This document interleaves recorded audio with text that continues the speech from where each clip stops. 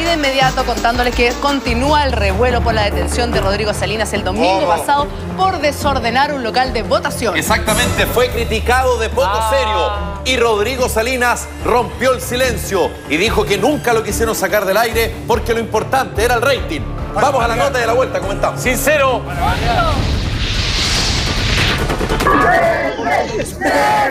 Me declaro culpable de haberle dado comida a la gente. Díganle a mi mamá.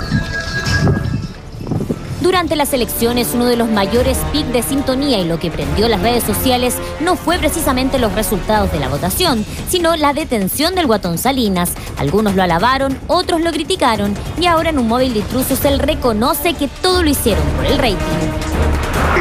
Me declaro culpable de haberle dado comida a la gente. Oye, te digo,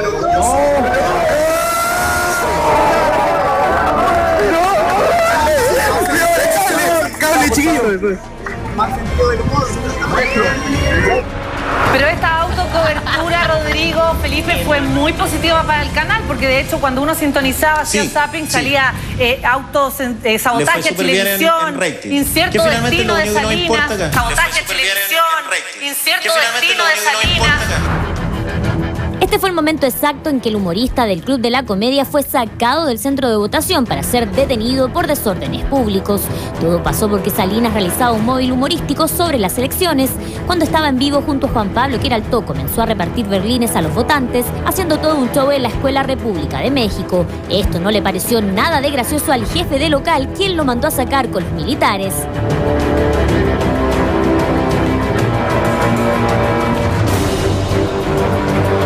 Para ser claro, nosotros no estábamos en ninguna sala ni en ninguna mesa, por tanto no estábamos haciendo disturbios, estábamos en el patio, que es un lugar en donde no existe ningún tipo de problema. Muchos criticaron el accionar de Chilevisión porque privilegió esta clase de show en vez de informar a la población sobre un proceso tan serio e importante como es la votación de nuestros representantes. Incluso algunos cuestionaron si era bueno hacer todo por el rating. A día de las elecciones hablamos con el protagonista de esta polémica. Oye, se habló mucho de que esto había sido por rating. ¿Cómo lo tomáis tú? Todo lo que hacemos en televisión es por rating, obvio. Todo es ticket. ¿El CERVEL iba por derecho? No, nosotros estábamos haciendo un programa de televisión, estábamos ahí y en el fondo, y si eso marcaba también es súper bueno, pero no fue la razón por la que lo hicimos, ¿cachai? O sea, después eso en el fondo sucedió y bueno, y que marcara súper bien. Se hizo espontáneo además y después ya se empezó a subir el rating, porque le fue bastante bien justamente con esa parte. Sí. No conozco una televisión que no busque el rating, es que es raro como partir de esa idea, ¿cachai? Es como decir, vamos a hacer un programa que no dé rating. Ya. Creo que puede haber ayudado. De hecho, Chilevisión ganó las elecciones, entonces sin duda debe haber ayudado porque es el morbo, lo que a la gente le gusta ver y todo. Yo sé que lo que pasa es que el bloque del Club de la Comedia, el departamento de prensa arma una transmisión y cuenta con nosotros en todas las elecciones. Hemos estado en las municipales, las primarias, hace por lo menos ya 3-4 años que estamos trabajando con el equipo de prensa.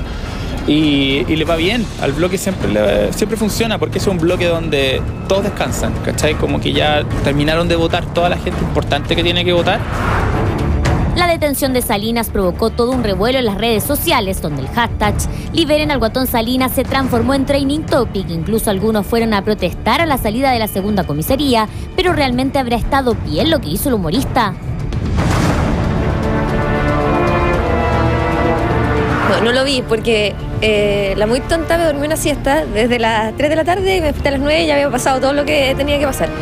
Pero claro, puede ser una exageración, como que si estaba perturbando la paz pública, lo echáis para afuera y ya está. O sea, tampoco estaba agrediendo físicamente a alguien, que yo sepa.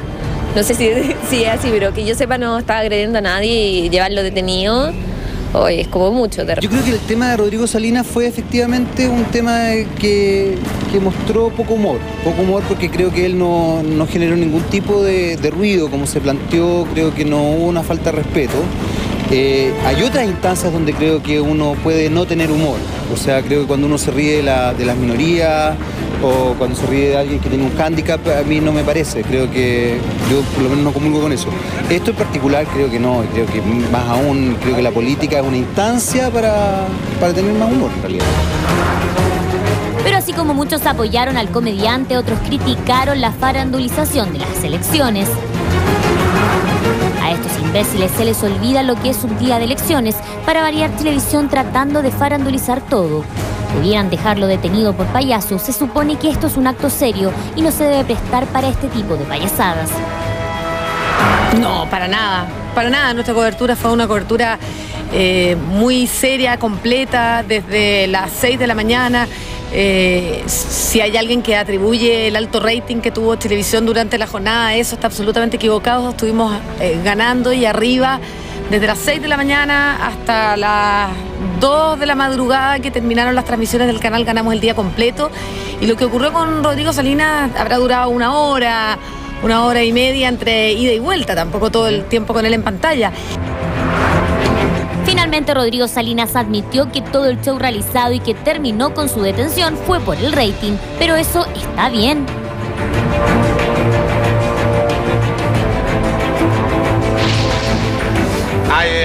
Rodrigo Salinas, con su honestidad que lo caracteriza, dice, bueno, todos trabajamos por el rating, yo seguí con mi show, nadie me paró, nadie me dijo nada, entonces pensé que estaba todo bien y como estábamos ganando en sintonía, bueno, siguieron, me dieron carta blanca hasta que finalmente jamás pensó que se le iban a llevar detenido. Tengo una pregunta, ¿puedo hacer una pregunta? Tiene razón, sí. Todos acá en la televisión, y eso es una realidad, sí, trabajamos por rating. Pero una pregunta. Cosa es que se cruza la línea. Una sola pregunta, y respóndamelo usted que es periodista, por favor.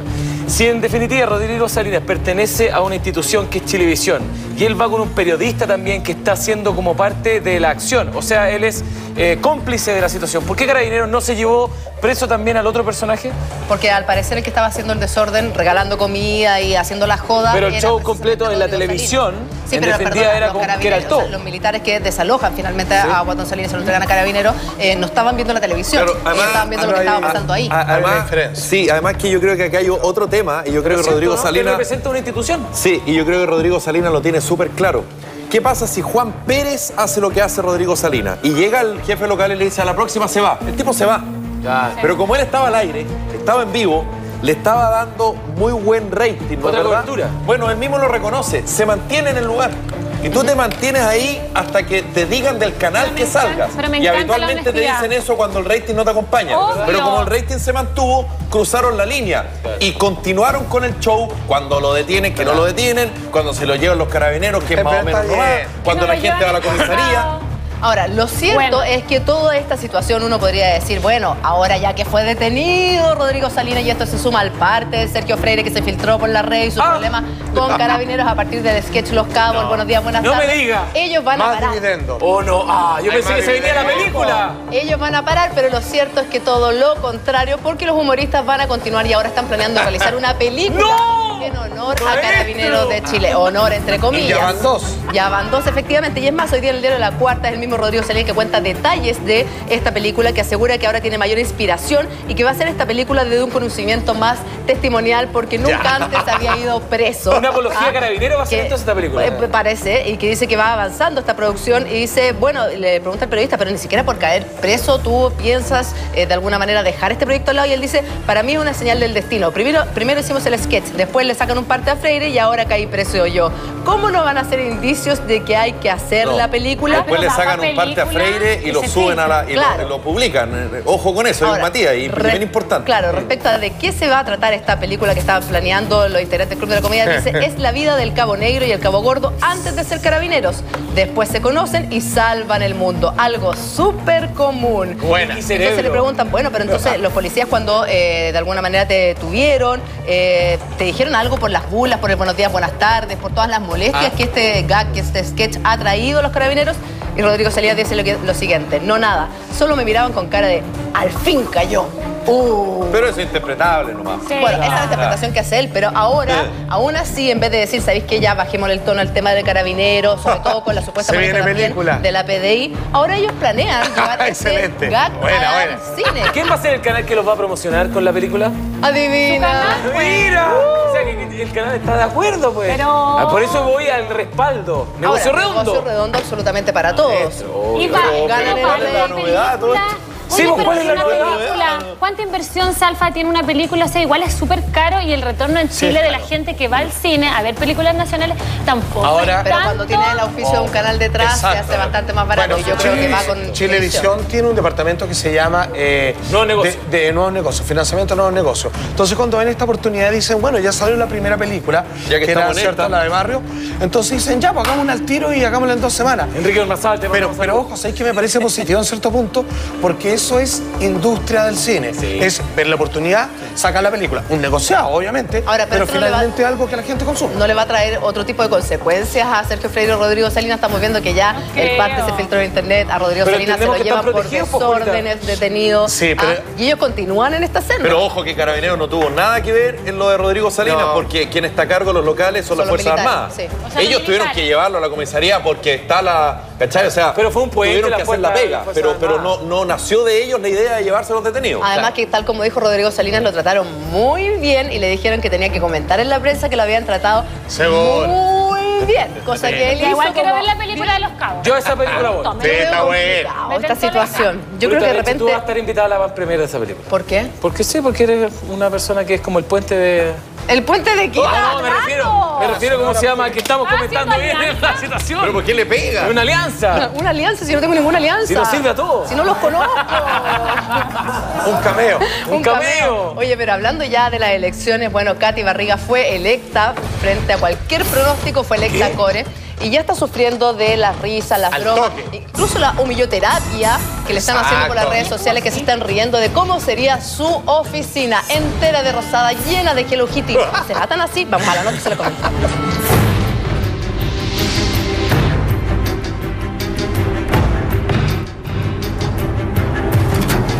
Candidata a consejera regional por el Distrito 20, que es Maipú, Cerrillos y Estación Central.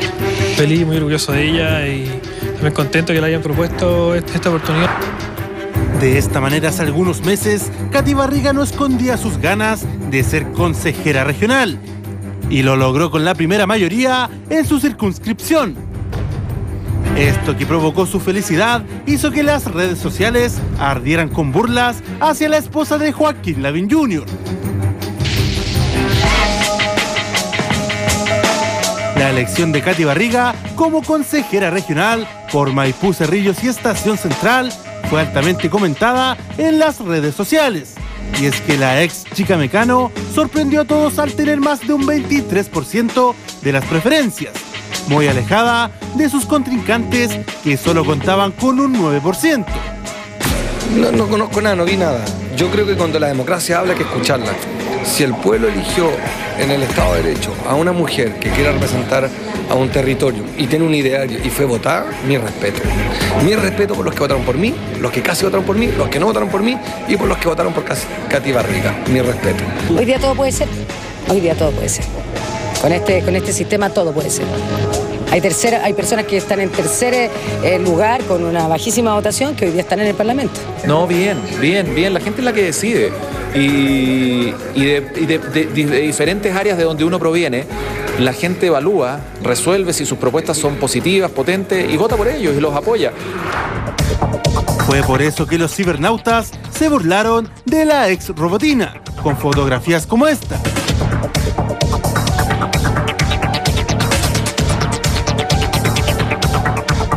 Imagen que recorrió todo el país y que hacía referencia a la nueva oficina que tendría Katy Barriga como core. Bueno, se tiene que aguantar. La gente que ha sido rostro de televisión, que ha sido personas conocidas, finalmente llegan a la política y tienen que tener un proceso que la gente le haga una especie, no de bullying, pero sí que se burlen. Yo creo que hay que diferenciar el humor y los chistes del bullying. Yo creo que el humor es posible y ver una casa rosada no es mala, digamos. Pero a mí me parece que en una democracia, aunque sea imperfecta como la nuestra, aquellas personas que serán elegidas por los votantes no merecen la crítica de nadie. No, yo encuentro que la gente es cruel por algo, las personas la eligieron y encuentro que es re fácil hacerle bullying siempre a las mismas personas.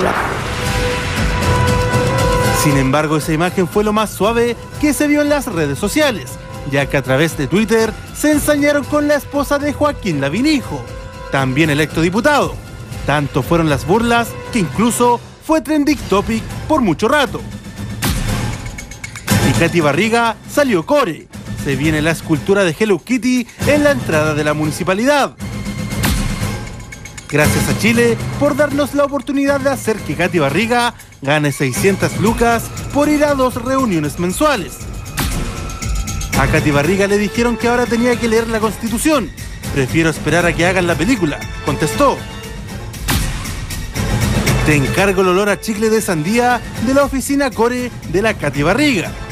Ese bullying hay que hacérselo a la gente que votó por ella, así que efectivamente están muy en desacuerdo con su elección. Yo sí creo que esta elección responde más a su nombre, a que sea un personaje conocido, que a un proyecto. Prejuicio, pues, al final de cuentas, pues súper prejuicioso todo lo que se hace con Katy Barriga. No la conocemos en las líderes políticas. Ella ya había tenido antes una campaña en el cuerpo, no recuerdo si ella o si estaba acompañando a su marido. Ahora la ganaron los dos. Pero ¿qué pudo haber encantado a los vecinos de Maipú, Cerrillos y Estación Central de Katy Barriga? La ex chica Mecano hizo una fuerte campaña acompañada de su marido. Es así como tiempo atrás comentaba que trató de explicarle a la gente que la instalación de unas máquinas de ejercicios en un parque pasan por la aprobación de un core. Es difícil, la gente aún no entiende por qué debe votar. Son las fuertes palabras hacia Katy Barriga, emanadas desde las redes sociales, burlándose porque la ex robotina fue electa consejera regional, con un alto porcentaje de aprobación. No importa si eres de Arica, Iquique, Viña, Curicó, Santiago o Punta Arenas, lo único que verdaderamente importa es mover el mundo. Por eso, hazlo con nosotros. Para más información, acércate a esta admisión 2014 y consulta qué carrera se imparte en tu sede. En www.santotomás.cl, con nuestro apoyo, tú puedes mover el mundo. Santo Tomás, un aplauso. Oye, ¿qué mal lo está pasando Katy Barriga? Que fome que siempre le hagan bullying y bromas precisamente a las mismas personas. Y Katy Barriga ya es carne de cañón en este sentido, a pesar de que la gente la quiere muchísimo. Programa concurso en el que ella participa. Siempre gana. La verdad es que si ganó en core es porque tiene a seguidores que realmente creen que ella puede hacer un buen trabajo en cuanto a ser consejero regional. Ella lo está pasando bien porque ganó, no tanto por el bullying, pero quien lo está pasando realmente mal es la periodista Alejandra Valle. A propósito de todo el conflicto que ocurrió en SAF, bueno, ella seguramente pensó legítimamente que iba a ser la reemplazante de Pamela Díaz en la conducción cuando ella estuvo congelada. Sin embargo, la Ale no lo está pasando bien, está con licencia.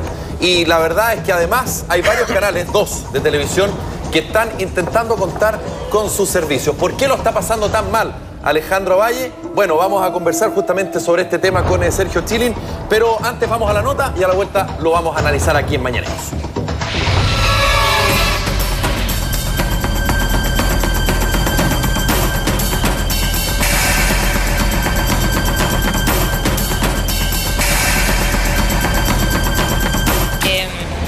Estoy con una licencia, estoy tratando de sanarme porque se me juntaron muchas cosas en realidad, como que eso es lo que pasó, cosas personales también, aparte de algunas cosas laborales.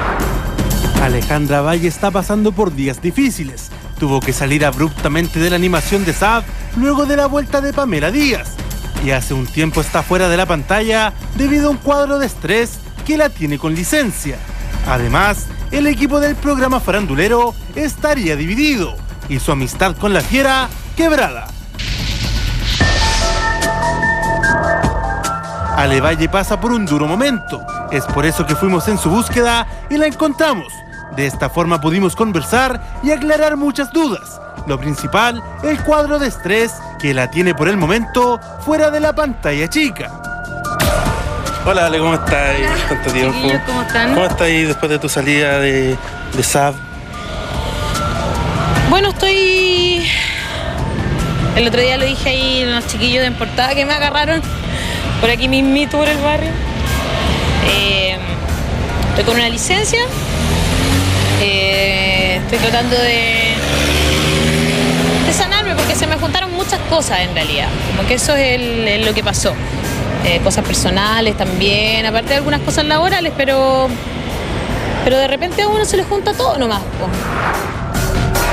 Este estrés que padece Ale Valle, producto de los problemas que ha tenido, ella tiene claro que puede derivar en un cuadro depresivo.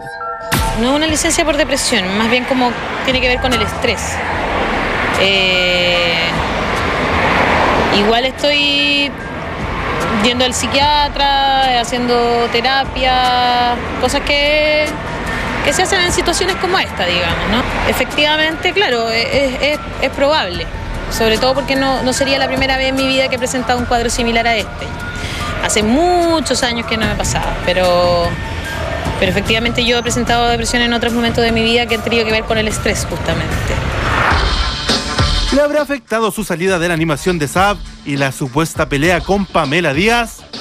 Me parece lamentable. Yo creo que Alejandra Valle es una tremenda opinóloga, ha hecho un trabajo periodístico a lo largo de muchos años y yo creo que se está perdiendo a lo mejor su talento a raíz de polémicas que son menores. Yo creo que una pelea interna ahí con Pamela Díaz no la puede dejar fuera o no puede dejar fuera su trabajo. Es que a veces es estresante la farándula, pues, sobre todo cuando pasas de hacer la noticia, que es lo que yo siento que le pasó a la Alejandra, nada. Cualquier persona que lo esté pasando mal, uno siempre empatiza con ella, así que ojalá se solucionen los problemas que tiene y que vuelva a trabajar. Me parece súper importante tomarse las pausas cuando alguien se da cuenta de que no lo está pasando bien en términos emocionales, y en términos emocionales te puede repercutir un montón de situaciones de tu entorno, desde la pega, situaciones familiares, situaciones personales, románticas, en fin, desde distintos tipos. Alejandra Valle no quiere ahondar en detalles acerca de su salida de la animación. No quiero entrar en detalle sobre qué, porque por eso te decía, o sea, yo preferiría reservarme para mí ese tipo de cosas. Tampoco quiero victimizarme, ni que por favor que no se malinterprete. O sea, esto es... Hay muchas personas en Chile, somos uno de los países que tiene más licencias por cosas mentales, lamentablemente, pero yo creo que hay que ser responsable. Por eso también lo cuento, no me importa contarlo. El resto de las cosas, lo que... la chimuchina y el cagüín y todo, preferiría dejarlo atrás. Por una cosa médica también, tengo que tratar de como no estar un poquito desconectada, entonces espero que me entiendan en eso. Tampoco hablar de las supuestas ofertas laborales que tendría para salir de Mega hacia Intrusos o Primer Plano. De eso prefiero no referirme, porque además de verdad que no estoy pensando en eso. No estoy pensando ahora en lo que se viene a futuro. Estoy pensando en sanarme yo primero. Y eso es lo importante. El presente, estar bien, estar tranquila. ¿Son ofertas que existen, sí? No, de verdad que no voy a hablar de eso. Mucho menos quiere referirse a la supuesta ruptura de su amistad con Pamela Díaz. Todo, según ella, por el tratamiento contra el estrés que está siguiendo. Tampoco voy a hablar de eso porque de verdad no es el momento, en serio. Yo por eso le respondí, porque de verdad estaban acá, está bien, les cuento en qué estoy, pero no quiero entrar en ningún detalle más sobre nada. ¿No hablar de estas cosas también forma parte como del tratamiento? Sí. Y yo soy una paciente muy obediente. Pregúntele a cualquiera de mis doctores. No, pero es verdad. Sí. Es el complicado momento de Alejandra Valle, alejada de la pantalla chica, aquejada por un cuadro de estrés, producto de problemas laborales y familiares, e incluso con una amistad con Pamela Díaz que estaría quebrada. Lejos de querer victimizarse con el momento complejo que está viviendo Alejandra Valle, ella lo hace público porque siempre se ha caracterizado por ser tremendamente sincera y contar absolutamente todo lo que le pasa en su vida, por si puede ayudar a alguien o por poner un tema sobre el tapete, que son precisamente las depresiones, que es un tema que Chile tiene una realidad, que cada año sube más la cantidad de personas que sufren de depresión, que tienen problemas exactamente de enfermedades mentales, pero de alguna manera lo tratamos de ocultar, como decimos, ay, pero si está con depresión igual puede ir a la tele un ratito. No es solo el trabajo lo que le está pasando a Alejandra Valle, son varios factores, tal como ella lo contó en su columna en la revista M. También le tiene que haber pesado, por supuesto, el que su hijo mayor se fuera a vivir con su papá. Está el tema de la pelea con Pamela Díaz, está el tema de la división del equipo de SAB y la encerrona que le hicieron. Por otro lado, está la cirugía estética, que también te revuelve un poco el sistema al reconocerte o no reconocerte en el espejo. Hay una serie de cosas que se le fueron juntando a Alejandra, más la sobrecarga laboral, porque está en Radio Candela, en SAB, escribe para La Última Noticia, que se juntan finalmente. Pareciera que toda su su vida, la laboral y la emocional. Gatilla entonces en una depresión y un momento complejo por el cual está pasando, pero se está tratando, Sergio. Ahora, haría una pequeña salvedad. Lo que pasa es que para configurar depresión haciendo este ejercicio de ciencia ficción, porque por supuesto no la hemos visto a ella, pero generalmente tiene que pasar una cantidad de meses. Pero sí sabemos de que el estrés puede desembocar en una depresión. Ella menciona algo interesante, ella menciona que ella antes ha tenido cuadros similares, no especificó cuáles, pero imaginémonos que es una depresión. Alejandro lo ha contado públicamente que alrededor de cuando ella era joven, no me acuerdo bien si a los 20 años, sufrió anorexia y también de depresión. Mira, lo que hemos visto es que las personas que han tenido depresiones muy fuertes, que se conocen como depresión mayor, una vez en su vida tienen posibilidades de recaída de ahí en adelante. Y de hecho las personas que tienen 2 o 3 veces generalmente se vuelven pacientes crónicos. Porque hay que entender que esto es un tema cerebral también. Entonces las personas cuando sufren depresión son como personas de que de alguna manera están afectadas por varios eventos de su ambiente. Mejor, mira, vamos a explicar de otra manera. La gente que es depresiva al parecer nace depresiva. Eso muchas veces no se comenta aquí en endógeno es esto. Hay ciertos marcadores fisiológicos que cuando la persona se enfrenta a una situación muy estresante en su vida, dispara una depresión. Ahí se le gatilla. Exactamente. Y eso puede venir de la parte emocional, laboral, de cualquier parte, de cualquier ámbito de tu vida, lo que te puede gatillar esta depresión. Sí, lo que hace es que tenemos ciertas escalas respecto a eventos estresantes y los más complicados son las separaciones, por ejemplo, con un hijo o con una pareja. Son los temas laborales, son los temas de operaciones. Entonces todo lo que ella tiene califica. Lo que califica. O sea, es una acumulación que la lleva, porque claro, veíamos el relato que han sido como una seguidilla de acontecimientos en su vida. Claro, a lo mejor la operación es algo que uno dice es algo físico y era positivo, porque ella lo quería para sentirse mejor, para estar mejor. Pero claro, una cosa, la otra cosa y la otra detonan que ella hoy día esté alejada del trabajo y pasándolo mal. Claro, ahora, ¿cuál es el tema complicado? Primero que acá Chile es un país de los más prevalentes de la región respecto a depresión. Otra cosa es que realmente vivimos una vida llena de obligaciones. Por ejemplo, Ale estaba con muchas cosas. Entonces, ¿qué es lo que pasa? Las personas cuando están demasiado estresadas empiezan a generar ciertas hormonas también que hacen de que ellos estén hiperalertas. Si te fijas, tú la ves en la nota, uno puede evidenciar de que, por ejemplo, probablemente ya no ha dormido. Se ve en sus ojos, ¿me entiendes? Tiene una depresión distinta del día a día. Además que Alejandra siempre anda perfectamente peinada, perfectamente cuidada. Y hay un tema que, o sea, la pillamos en la calle, pero claramente la Ale siempre anda súper arreglada. La pillamos ayer en la calle. Tiene los ojitos chicos. Y claro, ella no estaba preparada para enfrentar una cámara tampoco. No quiere entrar en algunos temas como Chimuchina, lo que es la ruptura de su amistad con Pamela Díaz, o lo que pasó con el equipo de SAP, porque le hace mal y porque médicamente todavía no está lista para enfrentar otros temas, está solucionándose y sanándose, como dice ella, primero. Esencialmente, ¿qué es lo que pasa? Se alteran los relojes biológicos cuando la persona empieza a tener los primeros síntomas depresivos. ¿Es como que los hombres empiezan a dejarse barba? Por ejemplo, no sé si necesariamente. Pero puede ser, por ejemplo, la gente duerme menos. La gente antes empieza a dormir menos. La gente empieza a sentir de que está siempre cansada. La gente empieza a sentir que está hiperalerta. De hecho, lo que ella tendría, en términos más técnicos, podría ser un comienzo de un trastorno adaptativo, que podría después transformarse en un trastorno depresivo. Pero esto se puede llegar a curar simplemente con un largo y extendido reposo y ya está, o necesita medicarse necesariamente. Muchas veces se necesita medicar, porque ¿qué es lo que pasa? Tú en ese momento estás en un estado de hiperalerta. Imagínate que se te muere tu familiar más cercano. Al día siguiente no duermes, que antes las personas están así.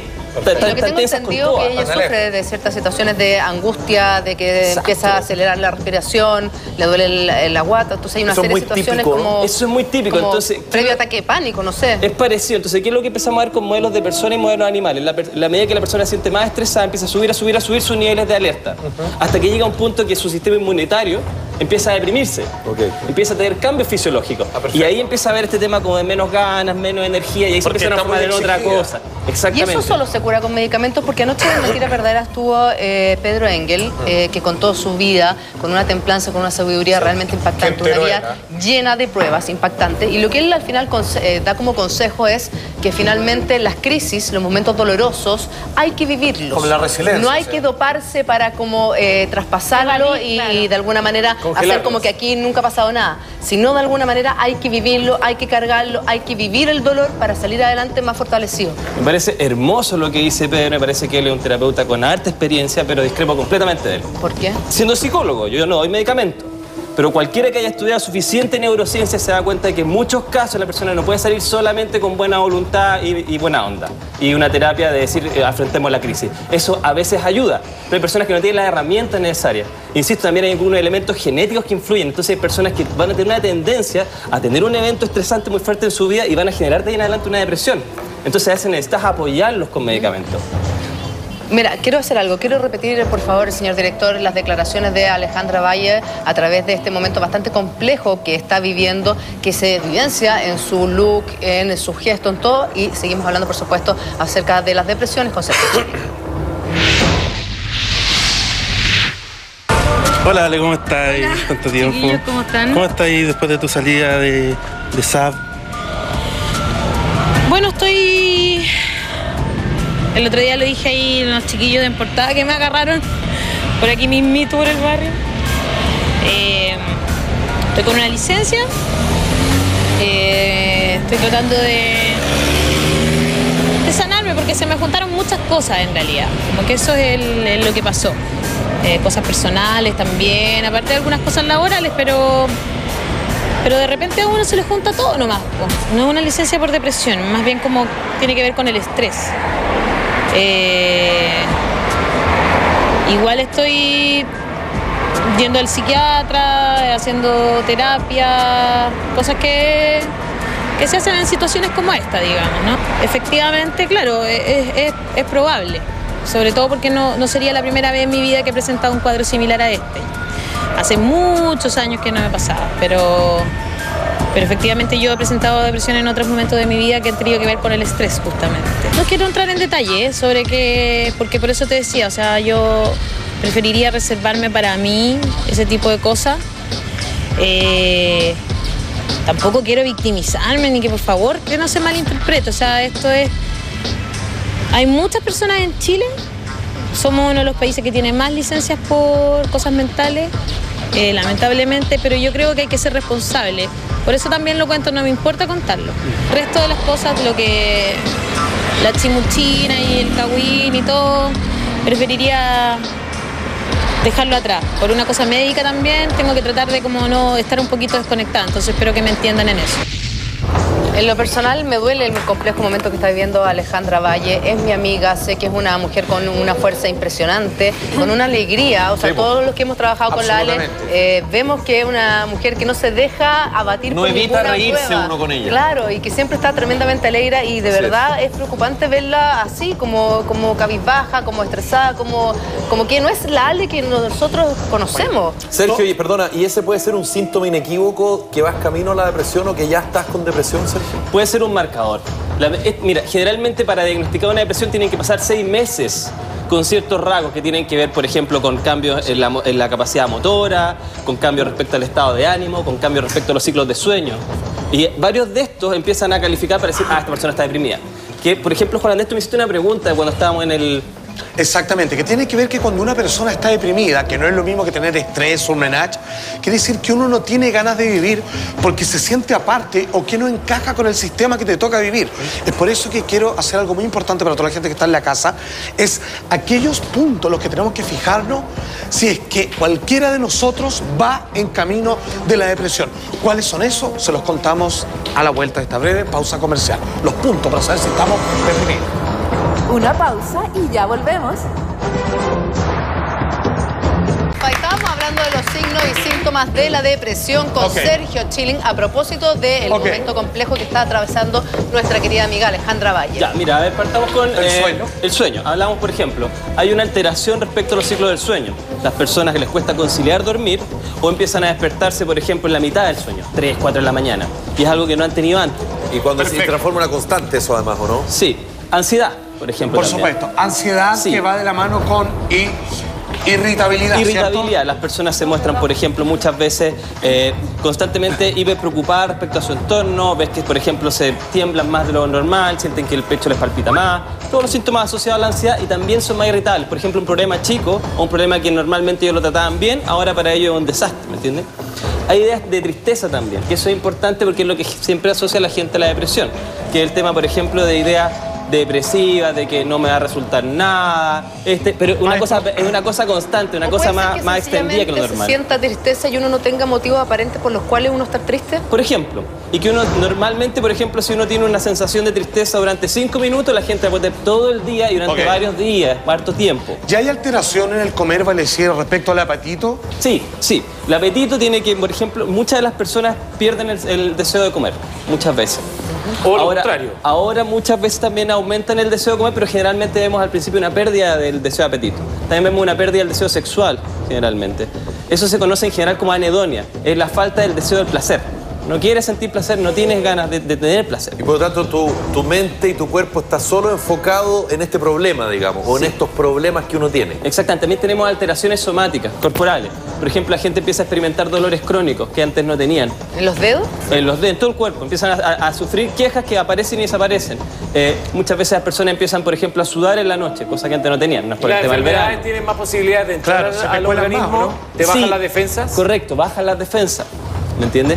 ¿Qué otra cosa tenemos? También tenemos, bueno, que lo más terrible son las ideaciones, por ejemplo, de desesperanza suicida. Muchas personas dicen ya no tiene sentido vivir en este mundo, no vale la pena vivir. ¿Más al límite? O sea, tienes que estar Es normal que todos tengamos algún grado de ideación suicida, pero en estas personas es muy repetitivo. Perdona, y a propósito de la pena, ¿también va asociado al llanto? A esos llantos como violentos sin mucha justificación. Por ejemplo, imagínate que estamos conversando acá y tú explotas en llanto o ves una película que antes no te afectaba y explotas nuevamente una sensación de tristeza. También sientes generalmente las personas describen una sensación somática de una presión en el pecho.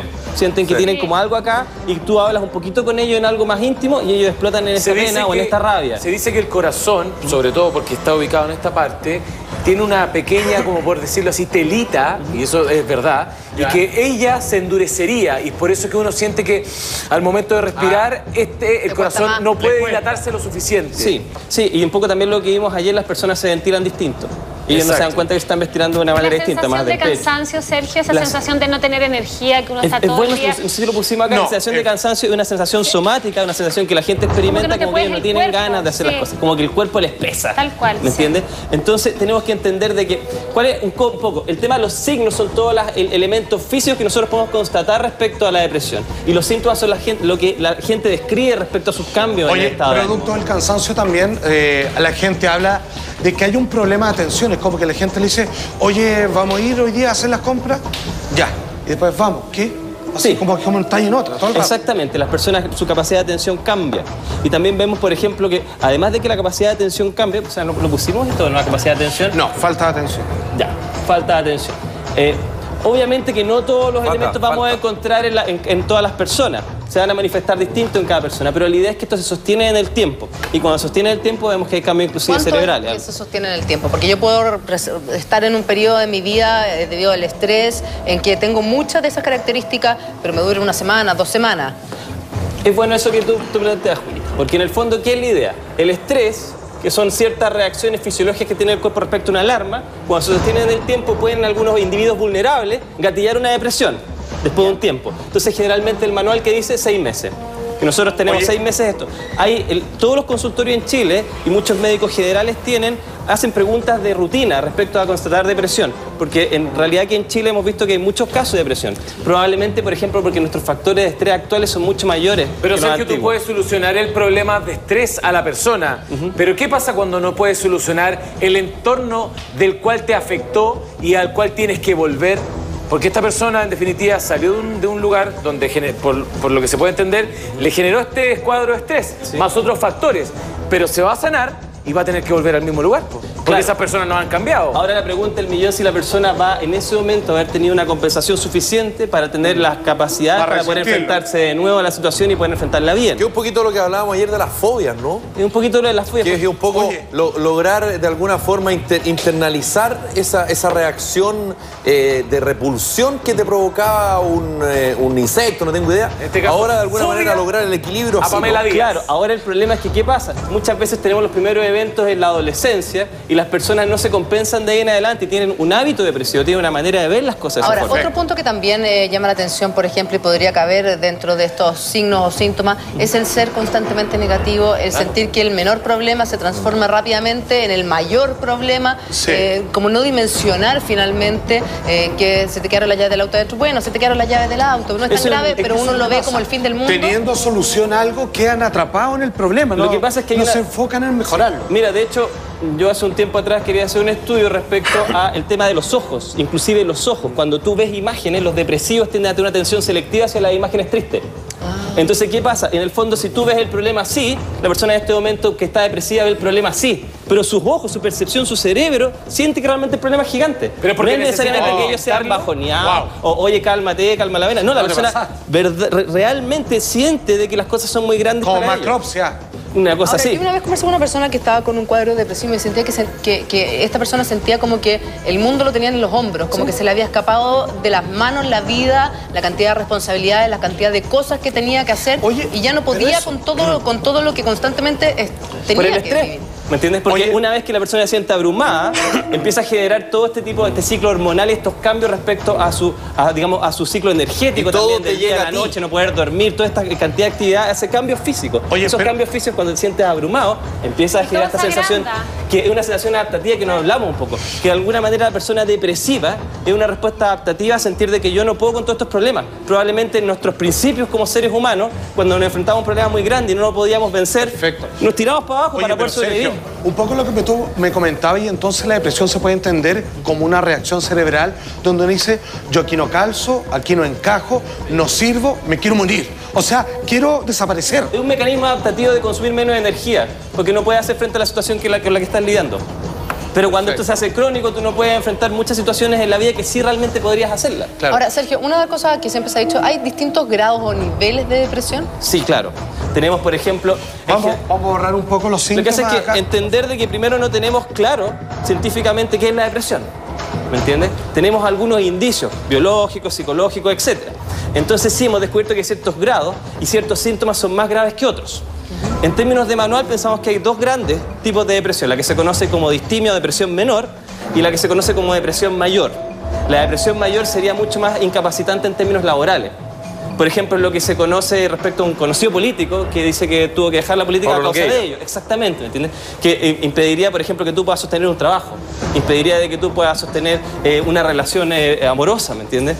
Porque en ese momento estás tan retraído, tus niveles de energía son tan bajos que realmente tú no puedes hacer nada más. Es donde hay riesgo, por ejemplo, de suicidio. Sergio, pero tú recién nombraste con Salfa un montón de características que podrían ser. ¿Hay alguna que sea más detonante que yo diga, en realidad me está pasando esto, tengo que ir a un psicólogo, a un psiquiatra? Claro, alguna que me indique que me tengo que preocupar y hacer cargo de esto. Las más claras son las que son indicadores somáticos. Son más peligrosos. Las más peligrosas podrían ser las alteraciones del ciclo del sueño, de manera importante y drástica. Las alteraciones en el deseo. No tienes deseo de comer, no tienes deseo de tener relaciones sexuales, no tienes deseo de disfrutar nada. Y seguramente el 2 y el 3 es a consecuencia del sueño. Exactamente. Porque el sueño de alguna manera te altera el biorritmo del día. Lo que pasa es que se ha considerado que la depresión de alguna manera está asociada a los ritmos circadianos, a los ritmos de funcionamiento del cuerpo en el día y la noche, ¿me entiendes? Claro. Entonces es unos indicadores vitales para entender la depresión. Ahora, otra cosa es que las personas están o excesivas al llanto o excesivas a la irritabilidad por cualquier cosa.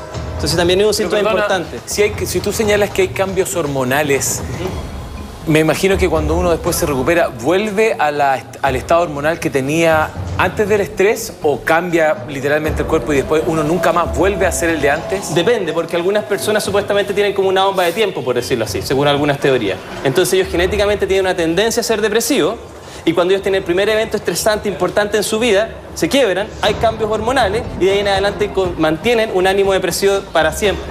Entonces serían personas que podrían recaer 5 o 6 veces en depresión y que tendrían que estar medicados porque hay marcadores, comillas, endógenos. Pero que es entonces acumulativo, quiere decir que la persona que está con una primera depresión, la segunda que viene no es una recuperación de la primera, sino que es un ciclo que va a seguir. Que se suma. Que se va sumando hasta encontrar un tope. Exactamente, en ciertos casos sería así. Por eso todavía no entendemos bien la genética de la depresión.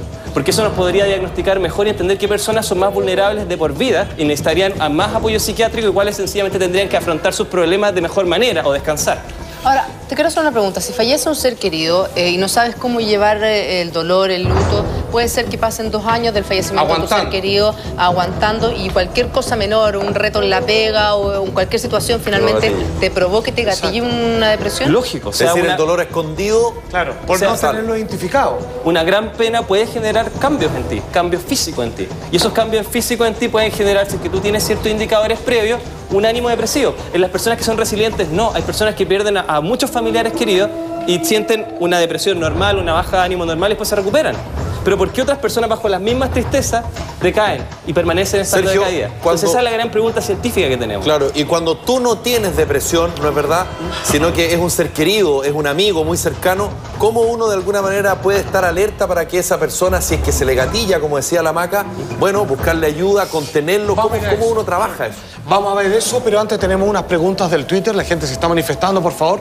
Como por ejemplo, Eduardo Rodríguez.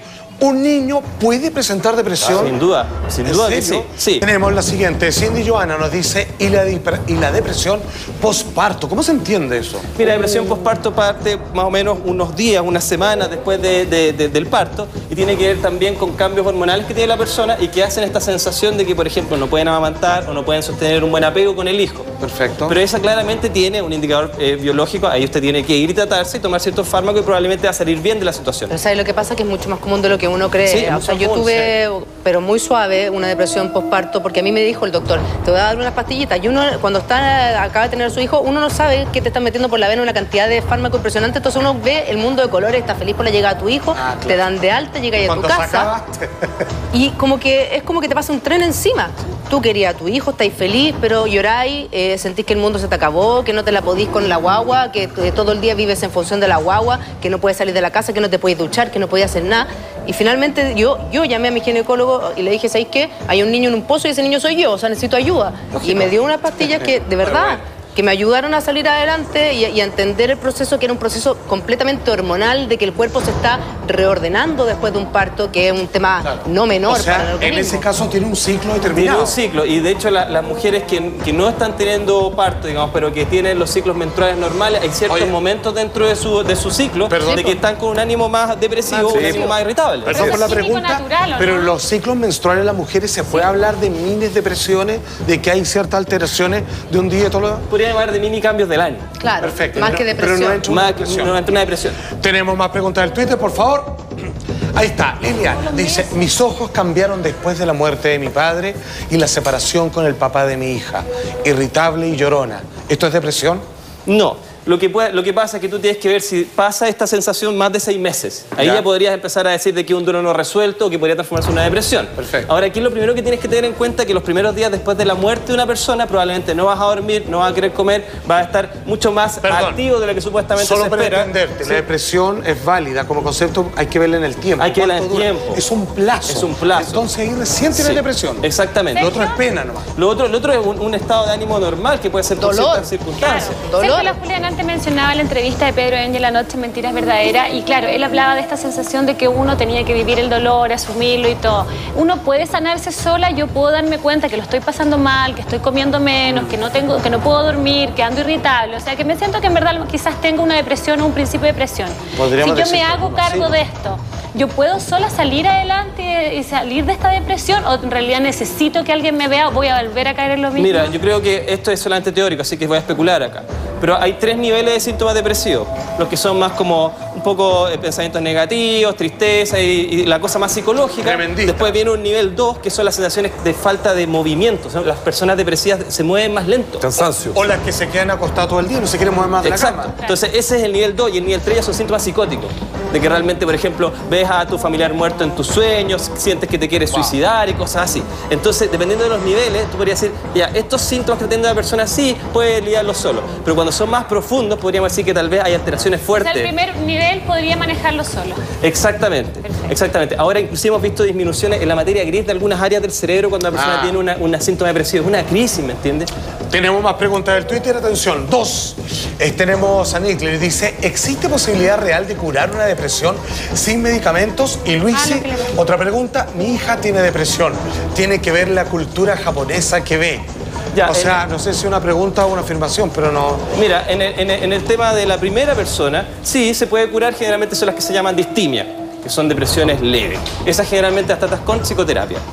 Ahora, en el caso de 2, en el caso de 2, ella dice la cultura japonesa, sí, la cultura japonesa y los otaku y el anime se ha asociado más a temas más emo, más emocionales, más góticos, más depresivos. ¿Puede afectar a una cultura respecto a tu estado de ánimo? Por supuesto, porque puedes imitar los personajes que tú consideras favoritos. Ahora, entendiendo uno de los múltiples géneros que existen al respecto. Hay unos que son de acción y otros que son más filosóficos. Sergio, ¿existen barreras externas o internas, como decía la Maca un poco, para evitar caer en esta depresión? Bueno, obviamente los círculos sociales influyen mucho, porque ¿qué es lo que pasa? Cuando la persona está deprimida muchas veces se aísla. ¿Me entiendes? No quiere salir, no quiere hacer nada. Y en ese minuto, si tú no rescatas a la persona puede empezar a tener un ciclo que va a ser muy destructivo para una ella. persona? Bueno, tú tienes que mantenerlo en situaciones. Por ejemplo, gente que quiere... A ver, yo sospecho, por ejemplo, que mi pareja está atravesando un cuadro depresivo. Claro. ¿Qué es lo que tengo que hacer yo? Porque de repente por querer ayudarlo, en el fondo lo estoy agobiando y es peor. Yo creo de partida sacarlo en la casa, ¿no? Exactamente, cada persona es diferente, pero en términos generales podríamos hablar que la persona tiene que mantenerse en situaciones sociales. Porque la persona no quiere estar en situaciones sociales, tienes que mantenerlo. Por ejemplo, dicen no quiere ir a la fiesta, pero en el momento que ya están en la fiesta, las personas se animan un poco más y empiezan a establecer contacto. Sí. Entonces tienes que mantenerlos en situaciones sociales donde ellos puedan ver nuevas experiencias para que no se queden atendiendo nuevamente en el pensamiento tristón o culposo. Se atiende el problema, porque a lo mejor yo lo puedo ver desde ese punto de vista como escapar o como taparlo. ¿En qué momento vaya a atacarlo? Lo que pasa, bueno, eso depende también cuáles son las causas de origen respecto a eso. Sí. Sin embargo, podemos decir que hay cierta edad en donde uno es más propenso a la depresión, ¿o no? Sí, sin duda. Y géneros. Las mujeres tendrían más tendencia a la depresión que los hombres. Las mujeres Más tienen que los más hombres. Sí, preponderancia. más preponderancia que los ¿Y en hombres. qué edad? Mira, yo te diría que en la adolescencia es uno de los inicios de las depresiones en A los general. O sea, estamos entendiendo entre los 13 hasta los 17. Sí, pero obviamente estimativo, no quiere decir que esto estamos hablando respecto a una Y en el caso de los hombres, publicación científica, digamos. No, por supuesto, pero estimativamente en el caso de los hombres. En general, los hombres podrían ser un poco más adelante, ¿me entiendes? Más adelante. ¿Por qué? Un poco, ¿cuál es la teoría de base? Hay ciertos neurotransmisores, sustancias químicas del cerebro que están asociados a estos estados de ánimo. Entonces, al parecer, las mujeres tienen una concentración distinta que los hombres, específicamente un neurotransmisor que se llama serotonina, ¿me entiendes? Usualmente los medicamentos que hacen intentan compensar los niveles de estos medicamentos en el cerebro, de estos químicos en el cerebro. Perfecto. En el caso de las mujeres que estamos hablando entre los 13 y los 17 años, uno como mamá de un adolescente de esa edad, ¿qué hay que hacer? Estar más atenta, más alerta, porque hay un cambio desde físico en las niñitas que se nota mucho más, aunque un cambio biológico también, que les pasan cosas como la menstruación. Entonces hay que estar más atenta, tener más cuidado, o tiene que ver que en realidad si le va a dar nomás. Lo que hace es que las mujeres en general, las niñas tienen conductas más prosociales, más de interacción, más de comunicación, ¿me entiendes? Y también están más preocupadas respecto, como tú dices, a los cambios antes que los niños. Entonces, ¿qué es lo que vas a ver? Vas a ver de que, por ejemplo, la niña empieza a aislarse. Pero La niña no quiere una salir de su pieza. Es normal eso, en un cierto grado. Porque en la adolescencia uno tiende a aislarse, a encerrarse en la pieza, a escuchar música, a estar tirado en la cama, a no querer hacer muchas cosas. Entonces, ¿cómo poder diferenciar? Lo que pasa es que, mira, esto es poco políticamente correcto, pero lo que hemos descubierto que muchas de las enfermedades psiquiátricas empiezan a surgir en las etapas del desarrollo. Entonces, por ejemplo, hablamos de que los esquizofrénicos, los hombres esquizofrénicos empiezan a presentarlo entre los 18 y los 25 años, ¿me entiendes? Que es el final de la maduración. Entonces, hay que tener ojo porque en la adolescencia los niños cambian y pueden ahí estar los primeros indicios respecto a cómo van a tener ánimo o disposición respecto a su biología y a la experiencia de vida que están teniendo. Pero Sergio, si de alguna manera estamos entendiendo que estos son procesos químicos que se instalan en el parte cerebro, junto con procesos psicológicos. @pvenegas nos pregunta, ¿es posible que uno haciendo ejercicio no está ahí, Sergio. ya pueda de alguna manera erradicar estas depresiones? Lo que hace es que el ejercicio genera endorfinas, genera endocannabinoides también. Entonces, ¿qué es lo que pasa con eso? Tú nivelas, entre comillas, tu ánimo. Sientes de que estás más dispuesto a tener acción. Entonces, sí, muchas veces le pides a tus pacientes que establezcan conductas como hacer cardiovascular, 40 minutos de trote y cosas por el estilo. @pvenegas también pregunta, ¿qué pasa si hay abuso de drogas en dos niveles distintos? Por ejemplo, en la marihuana, que es una alteración obviamente más calmada de la persona, y en el caso de la cocaína, que provoca estados de euforia, que parece ser lo contrario a la depresión.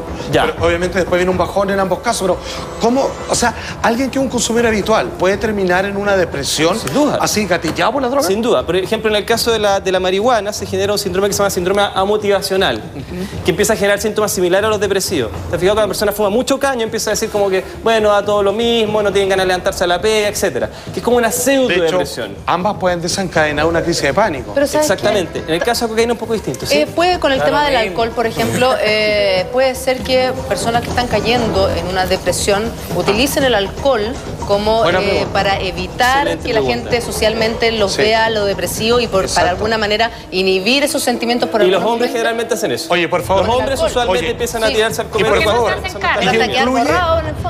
Y incluye drogas legales. Preguntó por el alcohol. ¿Qué pasa con el cigarro, el café, etcétera, etcétera? Sí, bueno, por ejemplo, el hecho de azúcar. exceso de consumo de café y de azúcar altera tu ritmo de sueño y vigilia. Entonces, ¿qué es lo que pasa? Puedes tener insomnio y el insomnio podría ser una base de lo que podríamos empezar a ver ver como uno de los elementos que podría causar una depresión.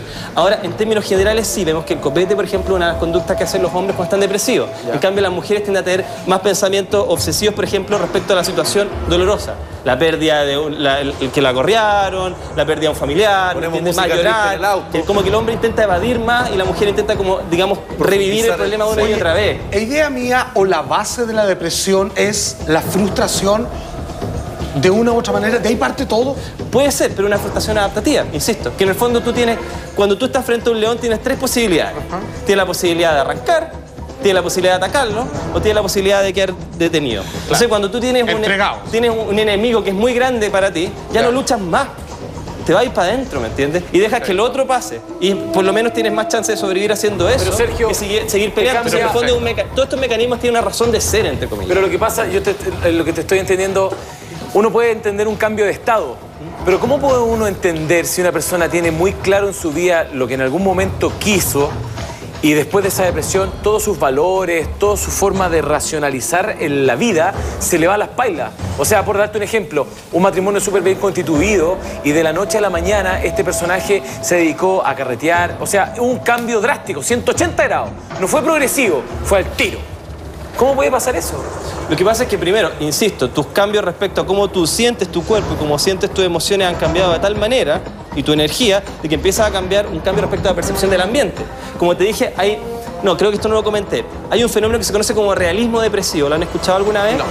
Hemos descubierto que las personas depresivas a un nivel leve tienden a ver la realidad mucho con cristales mucho más transparentes que las personas normales. O sea, por ejemplo, tú, Juan José, probablemente crees que manejas mejor que el resto de la gente y que tienes una vida mejor que la que realmente tienes. Una persona depresiva leve empieza a ver las cosas mucho más como tal cual son.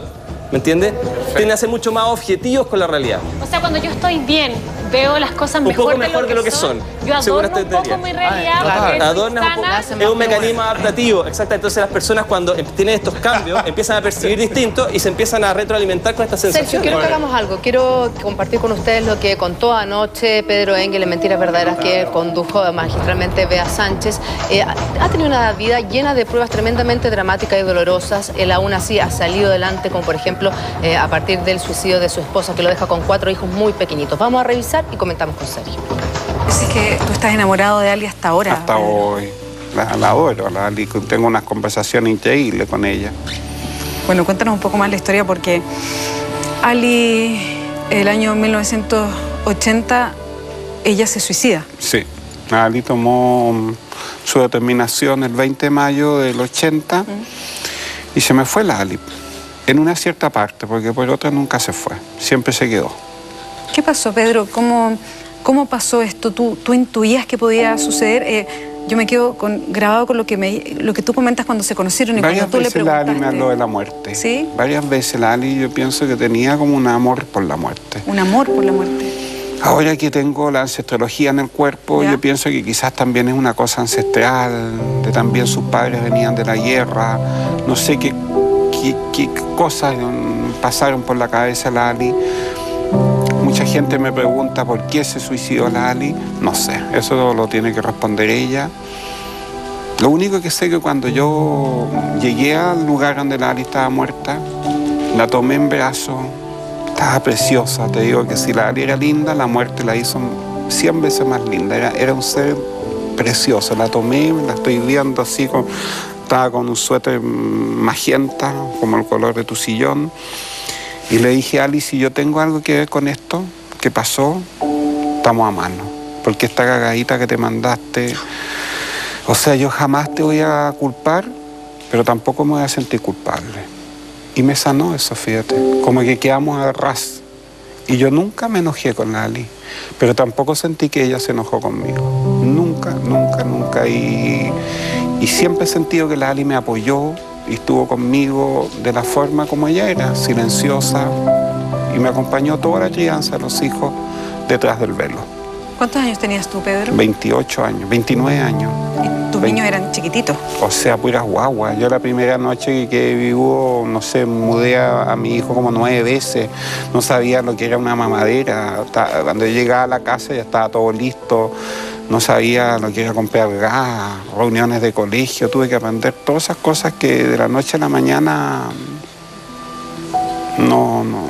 No sé cómo lo hice. Cambio de vida completa. Completa. Pedro, ¿cómo fue que te enteraste de la muerte de Ali? ¿Quién te avisa? ¿Dónde estabas tú? Yo estaba en mi oficina, en ese tiempo yo tenía un taller de ropa y estaba en mi oficina y me llaman por teléfono y me fui como dentro de una burbuja. Yo crucé el centro, me acuerdo, como en una burbuja, como que todo el mundo se detuvo. Veía a la gente, pero no escuchaba ruido, no escuchaba voces, no escuchaba nada, hasta que llegué a las Torres San Borja, donde vivían mis suegros, y ahí estaba la Ali, muerta. La tomé, la besé, y después fueron días muy duros, porque la pareja de un suicida queda muy mal. La sociedad te culpa. De hecho, ahí estaban investigaciones, carabineros, y yo quedé al tiro como culpado. O sea, inmediatamente te interrogan a qué hora estuvo, a qué hora no estuvo, qué pasó. O sea, quedas de primer asesino. Y socialmente, y esto yo lo rescaté hace poco, vea, lo que me pasaron los primeros meses, yo creo que en los primeros 7 meses sentí mucha agresividad de las personas. Como que yo no me podía quejar, no podía decir qué triste lo que me pasó, porque me decían, bueno, ¿por qué no la cuidaste más? ¿Te lo decían? Si no me lo decían, me lo hacían sentir. ¿Tú lo sentías? Yo lo sentí. Yo en mí, no, yo sentía que estaba en paz con la Ali, pero no podía llorar. Una vez me acuerdo que le escribí una carta a una persona que yo amaba, y le dije, estoy desesperado sin la Ali. Me dijo, ¿por qué no la cuidaste? Eso fue todo lo que me respondió. Y me demoré como 8 meses en volver a hacer nuevas redes. Pero de esos 8 meses yo pienso que viví en el infierno. Viví un infierno que recién ahora, después de 30 y tantos años, recién estoy rescatando. ¿Y qué significa vivir en el infierno? ¿Estabas encerrado en ti, solo con tu hijo? O sea, nunca me pude encerrar porque tuve que trabajar y pagar la olla al tiro. O sea, yo tuve que vivir esta pena junto con trabajar, levantarme en la mañana, ponerme peluca, ojo de vidrio, pata de palo y salir y listo, y chao. Y poner cara de boutique, como decía. Pero esos 8 meses en que mi familia no me pudo apoyar. ¿Por qué? Porque no lo entendió tampoco. También como que mis papás, yo ya era un cacho. Y ahora ya que se me suicidara mi mujer, quedé más cacho. O sea, como, ¿qué pasó? Todos eran ¿qué pasó? Yo no sé lo que pasó. La Ali sabe lo que pasó. Y hay una persona así que estuvo siempre conmigo, que es una hermana, la Ali. Que siempre... Ella vivía en Estados Unidos, sí, pero moralmente fue una persona que en mi alma siempre sentí su apoyo, su mano. Pero el resto de las personas como que no pudo apoyarme, no pudo, no los culpo, no pudo. Pero esos meses fueron muy solos de un iglú, como que yo los declaro como un iglú, un frío en el alma, un miedo, porque yo decía, ¿cómo voy a sacar 4 hijos adelante con esta cagada que tengo en la cabeza, este dolor? No sé cómo lo hice, pero a los 8 o 9 meses empecé a hacer nuevas redes, conocí a lo que es hoy día mi pareja, conocí a Gonzalo Pérez, que fue en ese tiempo después mi psicólogo, amigos muy cercanos de mi corazón, y empecé una nueva vida. 4 hijos chiquititos, el más chico tenía 3 meses. 3 meses. ¿Y lo sacó adelante? Bien mal de salud, porque nació sin el píloro. Y el Simón llegó a la casa recién operado del píloro y la Ali en las 2 semanas murió. Un testimonio realmente brutal, porque además cuenta que su hermano a los 15 años, cuando él tenía 15 años, se le muere en los brazos en un accidente, de la relación bastante tensa que tuvo por momentos con su papá, y gracias a Dios lograron hacer las paces, que incluso cuando fallece su hermano, el papá lo mira y le dice, tú deberías haber estado en ese ataúd y no tu hermano. O sea, una vida, y se agradece la honestidad con que contó su vida Pedro Engel, y sobre todo lo que dice ahí, o sea, primero, o sea, tratar de superar todas esas pruebas, lo de tu hermano, la relación con tu padre, encontraste el amor de tu vida, él conoció a Ali, a su señora, a los 13 años, finalmente se embarcan, tienen 4 hijos, y sin decir a Guabá, finalmente, su señora subsistía dejándolo con 4 hijos pequeñitos, el menor de 3 meses. Es súper duro superar todo eso, y sobre todo, como decía él, sentía que la sociedad lo juzgaba por ser la pareja de un suicida y que él no pudo rescatar a su señora, él no la pudo cuidar, y por eso ella termina, claro, falleciendo. Que nadie lo apoyaba, todo lo contrario. Hay un gran filósofo que se llama Albert Camus, un existencialista, que plantea que el único tema que debería importarle a la filosofía es entender la razón del suicidio. Es el único gran conflicto que no entendemos, ¿entiendes? ¿Por qué las personas deciden destruirse a sí mismas? Claro, ¿cómo llegamos a eso? Es uno de los grandes misterios, ¿me entiendes? Entonces sí, yo creo que es muy doloroso. Las personas que pasan por eso tienen una experiencia de transformación muy grande. Yo creo que él hizo lo más adaptativo, transformarse a partir del dolor en una persona que puede sanar a otro. Y eso transformar el dolor en algo que pueda ayudar, que tenga un fin, tenga un sentido. Sergio, y eso es súper potente porque el testimonio de verdad es desgarrador. Entonces uno dice, oye, si este tipo no está en el manicomio, entonces, ¿dónde está? ¿Qué templanza, qué Porque interés? era una tras otra, tras otra. Entonces, ¿cómo él de alguna manera del dolor, pero ya desgarrador, logra tener además una templanza para contar lo que está contando? Es que mira, hay un gran terapeuta que se llama Viktor Frankl que estuvo en un campo de concentración, perdió a toda su familia. Y él se daba cuenta de todos los que estaban alrededor que también les pasaba esto.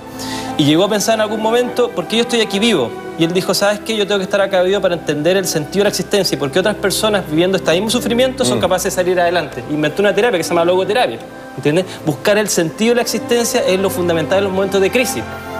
Porque lo único que te va a permitir, apegado a esto, es seguir luchando, ¿me entiendes? ¿Cuál es la razón que tú tienes de vivir? Y esas son razones que no tienen que ver con los químicos, no tienen que ver con ese tipo de cosas, sino que tienen que ver con cosas existenciales, ¿me entiendes? Tiene que ver también con buscar un motivo y quizás volverte un poco más espiritual. El sentido de la existencia, exactamente. Claro, al final son las grandes preguntas. Hay una vuelta de tu esencia, o sea, ¿qué va a persistir de mí? ¿Por qué estoy acá? ¿Quién es más grande que yo y que tengo que cuidar, por ejemplo? Lógico, porque la vida te va a golpear terrible muchas veces, vas a perder a la gente que tú más amas. Entonces la única diferencia es cuál es el sentido inicial que tú tienes. Sergio, que de verdad yo siento que es un testimonio desgarrador, como decía Felipe, de verdad. Yo ayer terminé llorando viendo a Pedro Engel, se agradece la sabiduría que tiene él y cómo enfrentó también la muerte de su hermano, cómo él entendió en su minuto, a los 15 años, esas palabras de su padre, cómo no le trató de pasar la cuenta ni se llenó de rencor ni odio, sino que convirtió todo eso en un proceso para ayudar a otras personas. Mira, te invito a ver más de esta entrevista a Pedro Engel. Bueno, mi papá fue un ser humano extraordinario, lo admiro mucho porque mi papá fue el único sobreviviente de su familia. En la guerra murieron 143 personas, toda su familia, sus padres, sus hermanos. ¿En la Segunda Guerra Mundial? En la Segunda Guerra. Él fue el único que sobrevivió porque mi papá era muy amigo de Tomás Bata, de los calzados Bata, que es una fábrica de zapatos checa, de Praga. Y Tomás lo tenía mi papá trabajando en Roma. Y cuando ya se anexó Checoslovaquia a Alemania, mi papá ya no pudo volver a Checoslovaquia, Tomás Bata lo mandó a Chile. Y así llegó mi papá para protegerlo, fueron muy amigos. Y así llegó mi papá a Chile.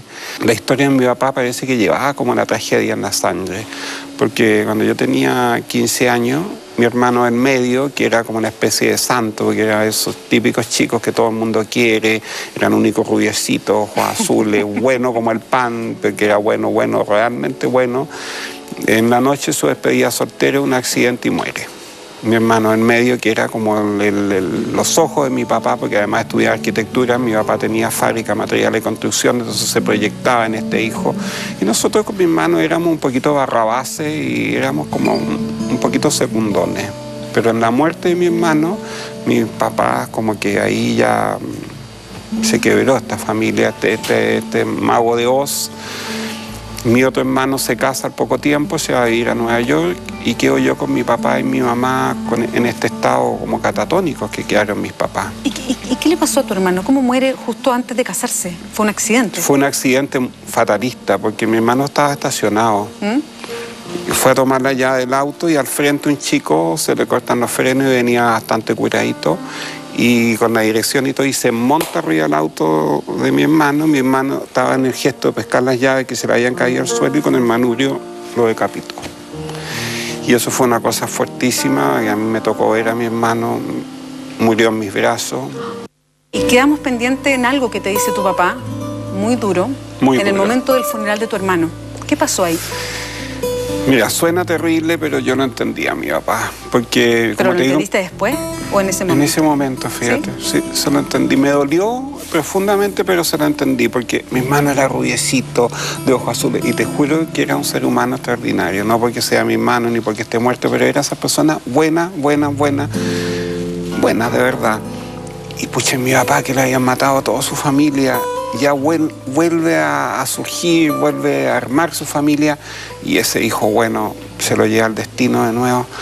Bueno, yo ya era porro en el colegio, me costaba cumplir con las expectativas de mi papá. Ya a mis 15 años era rebelde y mi papá de repente mira al cajón, me mira a mí y me dice, tú deberías estar ahí, no tu hermano. Fue fuerte, pero sabe que en el fondo de mi corazón yo no entendía a mi papá porque ese era su niño amado. Cuando yo cumplí 40 años, sentí que le quería pedir mi bendición. Le dije, papá, se estila en la religión judía que cuando uno cumple 40 años, papá te dé la bendición. De mala gana me la dio, porque ya ahí estábamos realmente mal.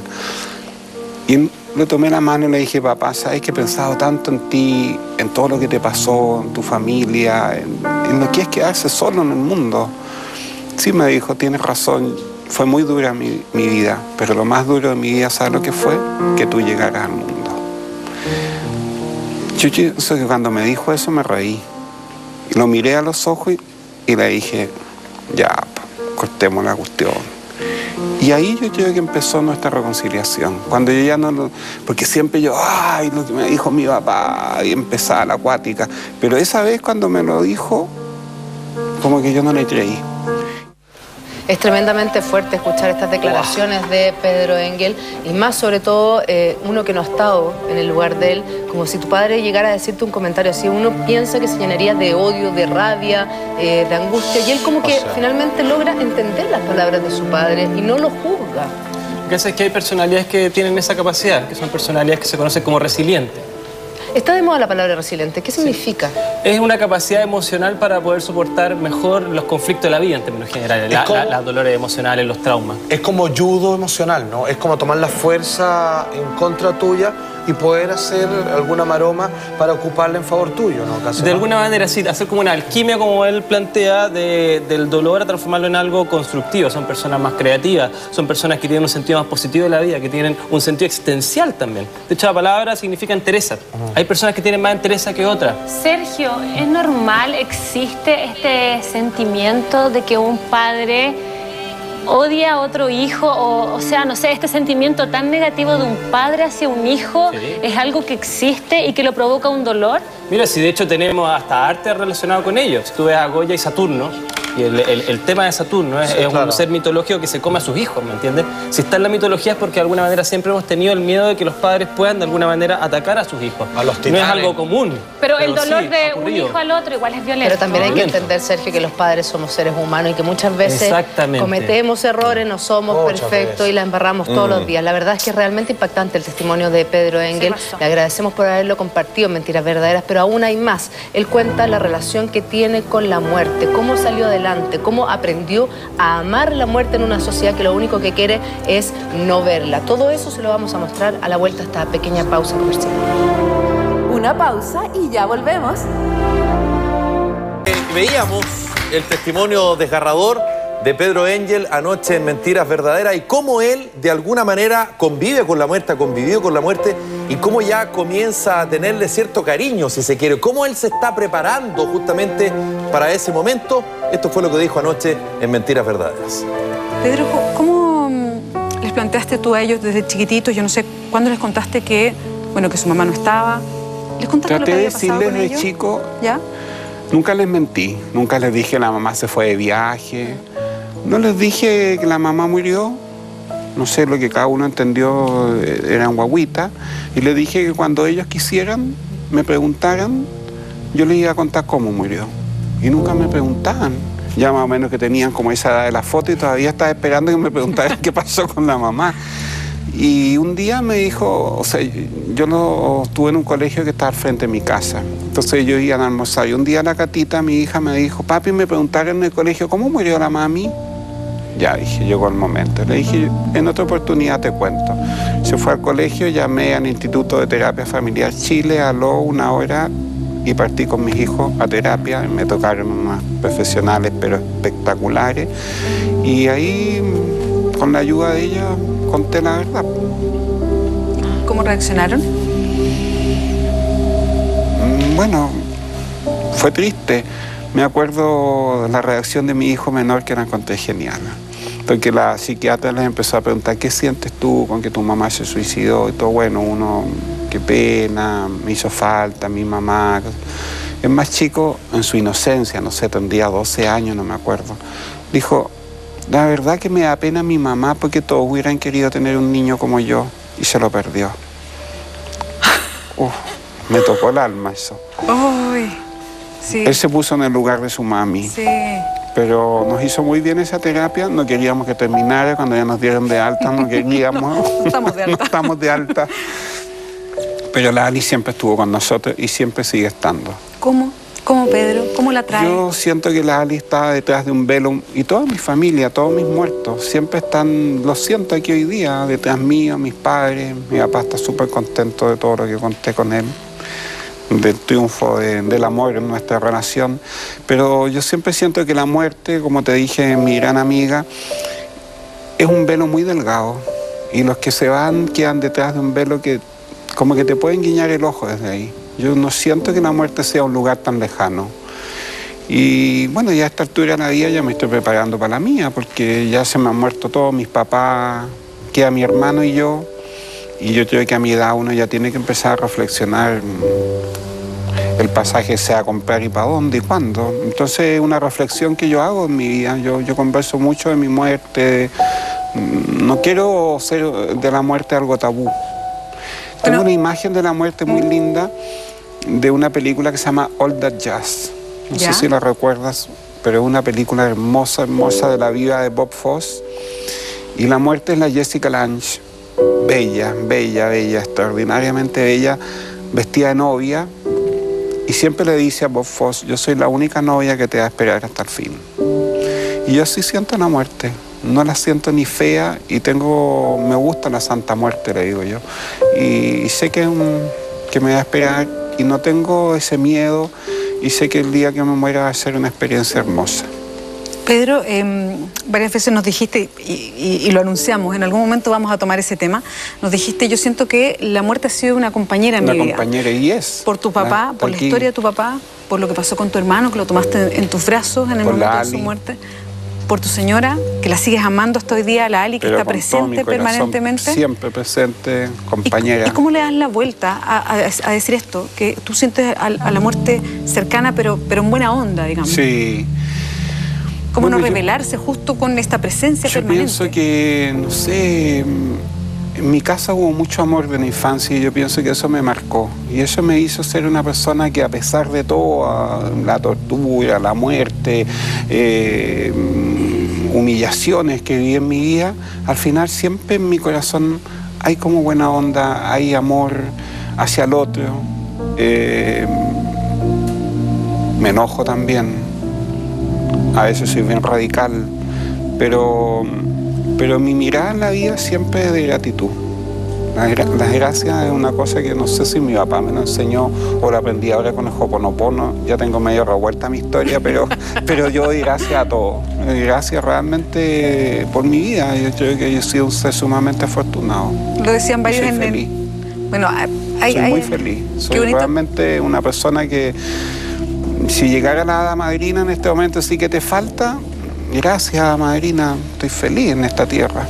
Lo decía la gente en el Twitter y varios decían, este hombre es sabio, de alguna manera.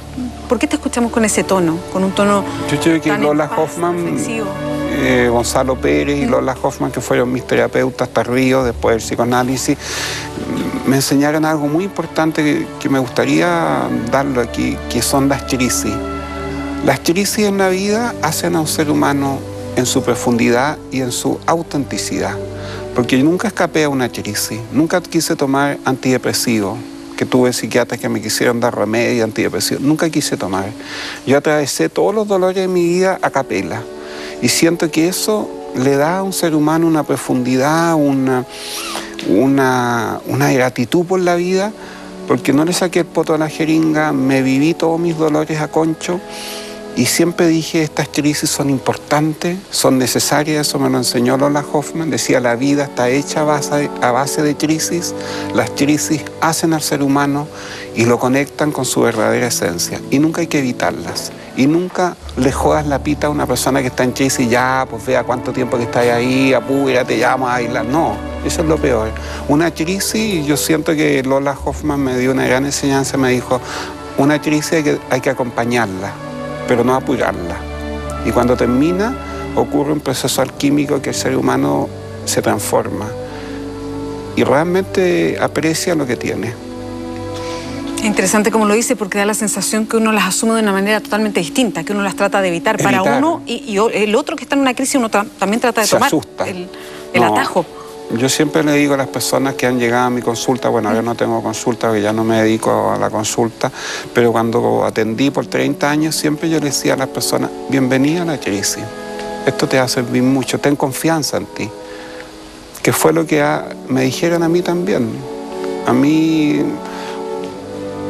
la mujer que yo amo me dijo un día, Pedro, estás todo cagado, me dijo, pero yo veo en ti algo que tú no ves, una luz muy potente, y tengo confianza en esa luz. Y eso yo se lo repetía a las personas, yo les decía, no importa que estáis mal en este momento, pero hay que ver una luz, algo que se llama alma, espíritu, algo interno, que eso es lo importante. No importa las circunstancias tristes que estés viviendo, pero hay algo que prevalece, que es lo luminoso del ser humano. Pedro, ¿en qué momento tú pasas de tener un trabajo más bien tradicional? Como tú nos decías antes, yo tenía un taller en esa época, me iba a la oficina, volvía a la oficina. Pasa lo de Ali, tu señora, tú tenías 29 años, hijos pequeñitos. ¿En qué momento das el giro y cambias totalmente de vida? Pasó algo bien especial. Yo estaba en terapia con Lola Hoffman y de repente un día la Lola me dice, ¿sabes, Pedro, que ya estoy un poco cansada y quiero mandarte a alguno de mis pacientes a tu casa? Que tú los atiendes. Sí. ¿Y qué voy a hacer yo con los pacientes? Le dije, yo no tengo idea ni psiquiatría, psicología. Yo soy profesor de literatura. Enséñale literatura, me dijo. Usa tus cartas del tarot, léele los cuentos de Borges, convérsale, me dijo. Yo tengo mucha confianza en lo que tú conversas. Y yo te voy a revisar una vez a la semana, tú me traes los casos y yo te voy a revisar. Yo lo tomé como una humorada y pensé que realmente eso iba a ser un tiempo en mi vida. Le pedí a mi papá una pajarera que hay en la mitad de la casa. Nosotros vivimos en una casa preciosa en medio de un bosque, había una pajarera. Le digo, papá, ¿me prestas esa pajarera? Claro, la limpié todo, puse la mesita, una silla aquí, una silla allá y empecé a recibir gente. La primera persona que llegó, una psiquiatra súper importante. Bueno, dije, aquí voy a hacer lo que me dijo mi amiga Lola. Le empecé a contarle los cuentos de Borges, le saqué las cartitas del tarot. Empezó y ella me dijo, genial tu consulta, me hizo muy bien, te voy a mandar personas. Y de repente esto empezó... ¿A que tú le vieras las cartas, que conversaran? No, a conversar, a sanarse. Iba a sanarse. Y me dijo, me hizo súper bien, yo te voy a mandar personas. Y esto empezó de un boca a boca. Yo jamás he puesto un aviso de ninguna cuestión de nada. Ahora que hay Facebook, pongo mis cursos, esas cosas, pero jamás en mi consulta puse un aviso. Y pasaron 30 años en esa consulta y, bueno, el día que cumplí 30 años la cerré, porque ya no atiendo. Porque me gusta más hacer clases y me dediqué a talleres para empresas, que esa es mi pasión en este momento. Hago talleres para empresas y, bueno, y la consulta ya cumplió su cometido. Pero siempre le dije a las personas, ten confianza en la crisis, porque las crisis son importantes para hacerte el ser humano que viniste a ser. Atrévete. Ahora, estas personas, ¿qué creías que veían en ti? ¿Qué veías tú en estas personas que de alguna manera se conectaban o se atraían? Mira, yo pienso que la Lola me dijo algo muy sabio a mí, la Lola Hoffman. Me dijo, tú estuviste mucho tiempo en el infierno. ¿Sabes lo que es el dolor? Yo creo que esa es la mejor escuela. Por eso confío en ti, me dijo. Y sé que vas a saber qué hacer con las personas. Y parece que supe, porque, bueno, la verdad que tuve muy buenas experiencias en mis 30 años de consulta. Cuando tú hablas de estas consultas, ¿tú también te abres? ¿La persona se abre y tú te abres también? Sí, yo no soy psicoanalista ni nada, como yo estuve 15 años psicoanálisis en el diván, que no se podía ni mirar al psicoanalista. Una vez me lo encontré en la calle, la saludé y me dijo, nunca más. Usted me ve en una calle, usted cruce por la del frente, al psicoanalista no se le saluda. No, yo no soy así. Yo siempre entablé una relación con las personas para lograr una transferencia, un poder devolver. Yo siempre decía, yo tomaba un poquito la locura de la persona y les trataba de dar un poquito de mi cordura. Y hacíamos como un cambalache. Y me resultaba. Esa misma norma, digamos, ley, funcionaba en el momento en que tú veías las cartas, por ejemplo. Veía las cartas, hacía talleres literarios, conversaba. Más que nada, yo conversaba con mis clientes. y los entendía, los escuchaba. Eso era muy importante, los escuchaba. La gente no sabe escuchar. Yo pienso que eso fue uno de mis secretos mejores en mi consulta, aprender a escuchar a las personas y a escucharlas con el corazón. ¿Y cuánto tiempo había clientes que duraron muchos años, o no? Yo creo que tuve clientes que me duraron toda la vida. ¿Y no echas de menos ese periodo de consulta? No, estoy súper agradecido a todo. Hace poco se murió una gran amiga que conocí en mi consulta y como que sentí que ahí también se cerraba ese capítulo. Estoy feliz haciendo mis clases, mis talleres, me va bien, estoy contento, me apasiona mi pega. Tengo una verdadera pasión por lo que hago. Eso también lo heredé de mi papá, que me decía, tienes que amar el trabajo. ¿Cómo se puede amar el trabajo? Le decía papá, pero qué cosa de amar, se puede amar a una mujer, a un ser humano, un hombre, qué sé yo, un perrito, pero el trabajo. Y ahora no encuentro razón en mi papá, yo amo mi trabajo, pero verdaderamente lo amo. Agradecemos a Pedro Angel por este impactante testimonio, por sus sabias palabras de cómo enfrentar las crisis que finalmente nos ayudan a la larga a ser mejores personas. Vamos a seguir hablando acerca de esto y otros temas con nuestra cumbre de psíquicos, pero antes les tengo el siguiente consejo, porque este que usted ve acá, este set de Navidad Ésica, es especial para regalarle a nuestras hijas, ya que con él podemos demostrarle todo un año de amor, como por ejemplo los fines de semana que nos pasamos compartiendo y regaloneando la mañana entera en la cama. Esta Navidad entrega todo un año de amor en un solo regalo con los diferentes sets que Ésica tiene para toda la familia. Solicítalos a tu consultora llamando al 800-201-480. Te invito a ver su comercial.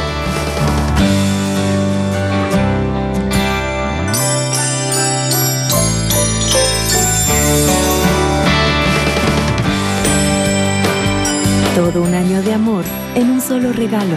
Esta Navidad, regala los sets de Ésica. Con Siempre Gana, recibe regalos sorpresa y mucho más. Ésica, la vida es bella. Fuerte el aplauso para Ésica.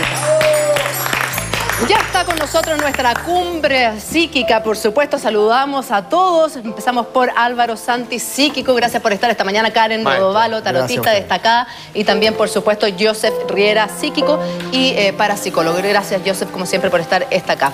Veíamos el testimonio de Pedro Angel, que de alguna manera nos deja un mensaje tremendamente importante para todos aquellos que hemos pasado pruebas a lo largo de nuestra vida, nunca tanto como las de Pedro, que me parecen impactantes. Yo en el lugar de él no sé si habría tenido la fortaleza de seguir adelante como lo ha hecho él y convertir todo esto en un motor de vida incluso para poder ayudar a otras personas. Pero él asegura que las crisis son importantes vivirlas, son importantes atravesarlas, asumirlas, porque finalmente te van convirtiendo en una mejor persona. Sí, miren, yo diría que él es un maestro, efectivamente, a pesar de las diferencias que podemos tener en algunos temas diagnósticos. Yo creo que él es una persona que está a un nivel muy grande, especialmente porque él ha vivido experiencias de vida que te permiten sanar. Un poco mencionaba que los grandes sanadores de todas las épocas sufren y a través del sufrimiento pueden sanar.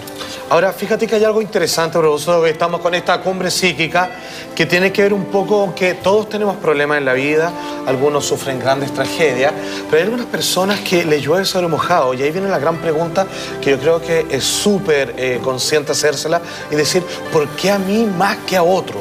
¿Por qué yo sufro más que la mayoría? Y cuando se muere un hijo, se muere un padre y después pierdo el trabajo y no me dan rienda suelta nunca.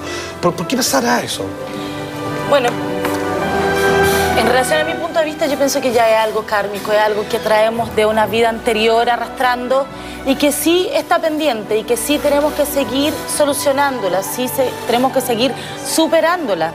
Entonces son pruebas que la vida te pone para ver si eres capaz de seguir avanzando. Ahora, también hay otra manera de mirarlo, Álvaro. Tú dices, Alfate, ¿por qué a mí me pasa todo esto? Yo creo que mucha gente, y me incluyo en eso, yo me pregunté, ¿y por qué a mí no? ¿Qué me hace a mí no tener que atravesar estas pruebas? Bueno, uno tiene una historia, una biografía para atrás, que está llena de situaciones, de acontecimientos fuertes, de transmisiones también, información que transmite la familia, la sociedad, la cultura. Y todo eso va generando nudos en uno que después se recrean de esa manera, como obstáculos, dificultades, no te puedes realizar. Bueno, y cuando uno habla de mucho más para atrás, uno puede llegar a entrar a vidas pasadas. Y hay mucho que hablar al respecto, y para eso hoy día mañanero decidimos convocar esta cumbre psíquica. ¿Qué es lo que sucede? Entiende usted esta cifra. De un 35% de niños que recuerdan vidas pasadas, que pueden dar nombres, dice yo estaba casado con tal persona, yo sufría de tal cosa, mi color de pelo era así o asá, reconocen que alguna de sus marcas de nacimiento tiene relación con algún accidente de algo que les provocó la muerte anterior o de algo que aún tienen que superar. Tenemos una nota al respecto y a la vuelta comentamos con nuestros expertos. Miren.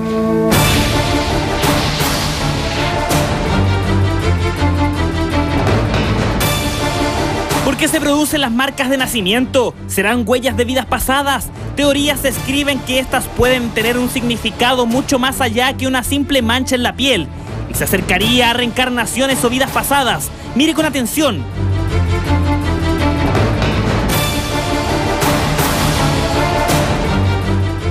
Usted se preguntará cómo una marca en la piel puede tener una conexión con otras vidas e incluso reencarnaciones. Muchas de estas no tienen alguna explicación lógica, por lo que investigadores de ciencias astrales la derivan a etapas vividas en otras instancias. Para mí las vidas pasadas de uno son las vidas de los ancestros de uno. Esto es una propuesta distinta. Entonces, yo soy mi abuelo, yo soy mi bisabuelo, yo soy mi tatarabuelo, soy todos mis ancestros, desde el fundador de mi familia hasta lo que soy yo ahora. Todos esos personajes viven en mí. Entonces muchas de las cosas que yo hago, muchas de las decisiones que yo tomo, son las decisiones que ellos habrían tomado. Tal como lo escucha, puede ser que esa marca que usted jamás le dio un significado no sea suya propiamente tal, sino que en otra vida. Por ejemplo, en la Edad Media vivió alguna lesión o herida que marcó para siempre su piel. Claro, por ejemplo, una persona que a lo mejor falleció por quemadura, por ejemplo, de ácidos o de fuego, un incendio,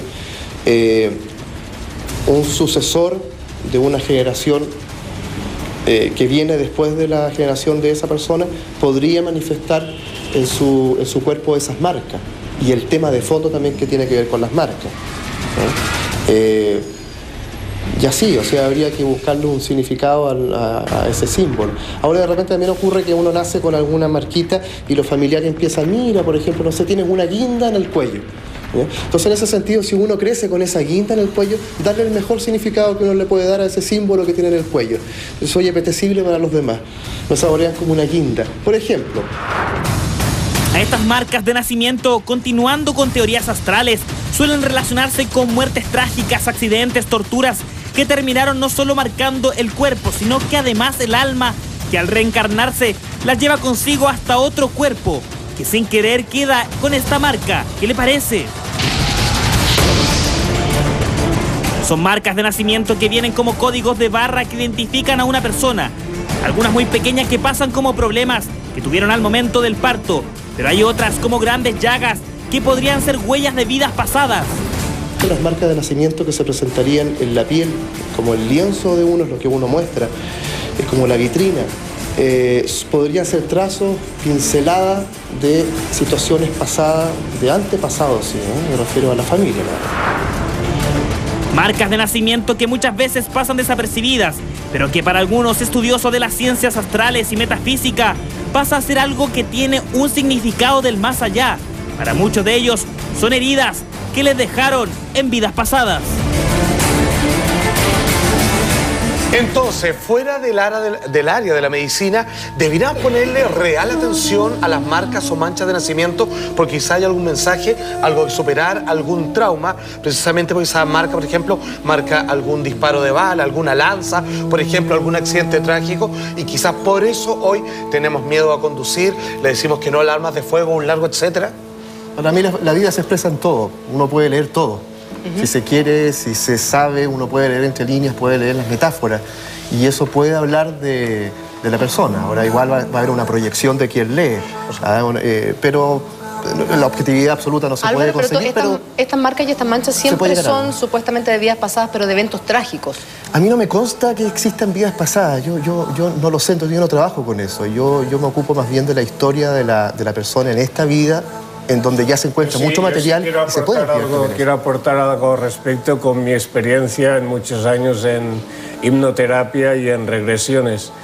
He visto varios casos y he atendido varios casos que hemos llevado, mi esposa y yo, que me ayuda, a la persona a un estado de regresión anterior a la etapa de feto en el vientre de su madre. O sea, sus vidas pasadas. A una vida pasada, y esa persona recordaba perfectamente que una marca que tenía aquí de una cuchillada se la había dado un marido celoso en otra existencia. Otra persona recordaba un balazo durante la Primera Guerra Mundial, y otra persona más, por citar solamente otro ejemplo, estamos todavía en tratamiento con ella porque creemos firmemente que es un caso de abducción extraterrestre y que tiene esas marcas fruto de experimentos que le han hecho alienígenas. Pero la persona que tú estás tratando ahora, que tú crees que es un caso de abducción, ¿no nació con esas marcas? No nació con estas marcas, pero las tiene desde que tiene recuerdo, y desde que se está sometiendo a hipnosis, esos recuerdos, esas marcas que le salieron a los 4 o 5 años, que ella recuerde, piensa que podrían ser incluso de cuando estaba en el vientre de su madre, y estamos en eso. Bueno, la Karen de hecho tiene un testimonio personal, no sé si se puede hablar de eso, que es notable. Es bastante extraño. Nosotros con mi marido tuvimos un accidente en moto y él se fracturó la columna. Y después de 5 años de matrimonio, tuvimos nuestro primer hijo y tiene una cicatriz pequeñita en la columna, justo donde mi marido sufrió la fractura. ¿Pero cómo que lo heredó? No lo sé. Es como que hubo una intervención, antes o después. Está en la misma altura que está la fractura. Es como que fue operado. Está la cicatriz. Antes o después. Pero eso puede ser un poco más implante psíquico, incluso puede ser que el impacto del accidente, la cicatriz, fuera tan fuerte que se traspasara incluso a los genes de tu marido en este caso, y que lo transmitiera al hijo. O que obligan a autointervención de ahí mismo, casi ser tu propio médico. Yo quería agregar algo. Yo, bueno, no niego las vidas pasadas, pero tampoco puedo afirmar que existan. Eso es lo que ocurre con no lo ocupa en tu herramienta de trabajo nomás. Claro, entonces no lo ocupo, pero sí... Sí podría relacionarlo, como lo decía en la nota, con nuestros ancestros. O sea, nuestras vidas pasadas son las vidas que somos el resumen para atrás, claro, que el resultado en el fondo somos nosotros. Que venimos con la carga de ADN de nuestros bisabuelos, de todo. Una oportunidad me tocó hace años atender a una mujer cuyo familiar de 3 o 4, no me acuerdo cuántas generaciones atrás, había estado en un campo de concentración. Perfecto. Era una mujer familiar que había estado. Y ella tenía, la persona que yo atendí, una marca de un número. O que podría interpretarse como un número. Exactamente. Sí, que podría interpretarse por lo menos como numerificaban, digamos, las personas que estaban en los campos de exterminio. Yo ya tenía todo un tema con eso. Está muy unida a este ancestro con el tema de la... Bueno, lo que plantea Jung era eso, que los conflictos que no resolvían los papás los tenían que hacer cargo los hijos. Ahora, un poco cuál es la investigación que se hace de esto, es de un norteamericano que se llama Ian Stevenson, que es un psiquiatra de la Universidad de Virginia, que tomó muchos casos de los drusos, que son un pueblo que vive en Líbano, que tienen creencias respecto a la reencarnación. Fue a ver niños allá y se dio cuenta que niños entre 2 y 4 años, 200 de ellos describían experiencias de sus vidas pasadas. Por ejemplo, eran capaces de identificar los lugares donde habían vivido, la gente que habían conocido, y también tenían ciertas marcas asociadas a sus muertes. Ahora, fue muy controversial en Estados Unidos, pero él escribió 2 libros que permitieron generar esta hipótesis que de alguna manera ciertas marcas de nacimiento se asociaban a ciertas experiencias de muerte, y que alguna persona, de alguna forma la persona en la próxima vida tenía esas mismas señales, digamos. Pero ¿a qué le puedes también asumir? O sea, hay niños que a los 2 años hablan diferentes idiomas. Sí. Hay niños que a los 3, 4 años tocan batería, como de una persona que estudió batería toda su vida. Exactamente. Entonces, ¿a qué le podemos asociar? Yo sí creo en las vidas pasadas por eso, porque todavía incluso dicen los estudios que hasta los 6, 7 años un niño todavía tiene conciencia de su vida anterior. Exacto, bueno, ese buen tema. Nuestro hijo todavía juega con amigos imaginarios y habla y dialoga y tiene sus historias con ellos. Pero da un minuto, Joseph, fíjate que están llegando una cantidad increíble de consultas a nuestro Twitter a partir de esta cumbre psíquica. Hashtag cumbre psíquica. Pero fíjate que lo más parecido a que algunas personas aluden que pueden tener una cierta relación con vidas pasadas tiene que ver con el déjà vu. Está cargado de misterio. Obviamente hay una explicación psicológica al respecto, pero hay otras que dicen que son una advertencia. De hecho, yo conozco personas que han tenido un déjà vu, han frenado el auto y ¡pam! pasa un camión con luz roja y dijeron, wow, parece que esto no es simplemente un reflejo de la mente. Tenemos también una nota al respecto, por favor, para que debatamos respecto al fenómeno del déjà vu.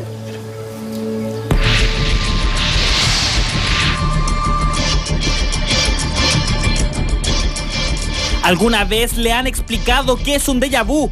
Es cuando experimentas la sensación de estar viviendo algo por lo que ya pasaste, pequeñas instancias de no más de 30 segundos que dan la impresión de haber vivido una situación 2 veces.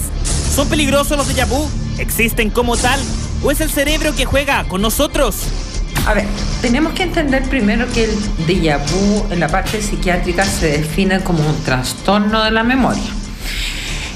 Dentro de la parte, comillas, esotérica, se definiría como un trastorno en las cuales yo tengo diferentes asociaciones y puedo pensar que estuve en un lugar. De seguro más de alguna vez usted ha tenido un déjà vu, donde tuvo esa extraña sensación de haber vivido 2 veces una misma situación. De ahí que viene su significado, que en francés quiere decir ya visto. Se trata de la sensación, de la impresión que tiene la persona de que algo que ya ha visto o que ya ha experimentado antes sin ser real. Pero también puede ser algo relacionado con el alma que se traslada en diferentes partes sin que nuestra conciencia esté al tanto de esta situación. En el ámbito científico, la explicación que se da a los déjà vu es la superposición entre 2 sistemas neurológicos, memoria a corto plazo y la memoria a largo plazo. Si es que se comprobara que nosotros venimos de otra vida, nosotros tendríamos una reminiscencia o un recuerdo. Es tan interesante esto que los japoneses llegaron a la siguiente deducción: que nosotros genéticamente guardamos la memoria. Entonces, por ejemplo, si mi abuelito estuvo en Valdivia y yo nunca he visitado en Valdivia, pero genéticamente yo traigo la información, yo cuando vaya a Valdivia me voy a recordar haber estado ahí. Existen casos donde los déjà vu se dan de manera más frecuente, causando mayor análisis que una simple anomalía o engaño cerebral, pasando a tomar un sentido más paranormal, algo más relacionado con el alma. Es que son, por ejemplo, de repente con mi hijo estamos, qué sé yo, estudiando algo y yo le digo, pero hijo, qué sé yo, tal y tal cosa, y le hago la lección y yo, ahora si me respondo, esto ya lo viví. Y mi hijo me mira y me dice, y me responde lo mismo. Entonces cosas como esa, del simple diario vivir a casi atravesar la calle y me echo para atrás y digo, no, porque va a pasar un auto, me han pasado cosas así, sí. Estar en una misma situación en 2 oportunidades o vivir algo que ya ha visto es la respuesta que se le da a los déjà vu, instancia que de seguro más de alguna vez usted sintió. Sí, de hecho me pasó hace poquitas horas esta cosa como de estar con ciertas personas y de leer algo en el teléfono y decir, yo estuve acá en este momento, pero lo más probable es que no estaba pensando bien. Es que mis déjà vu así no son como entretenidos de contar, pero son como... nada, estoy acá contigo y tú me preguntas algo y digo, esta situación ya la viví.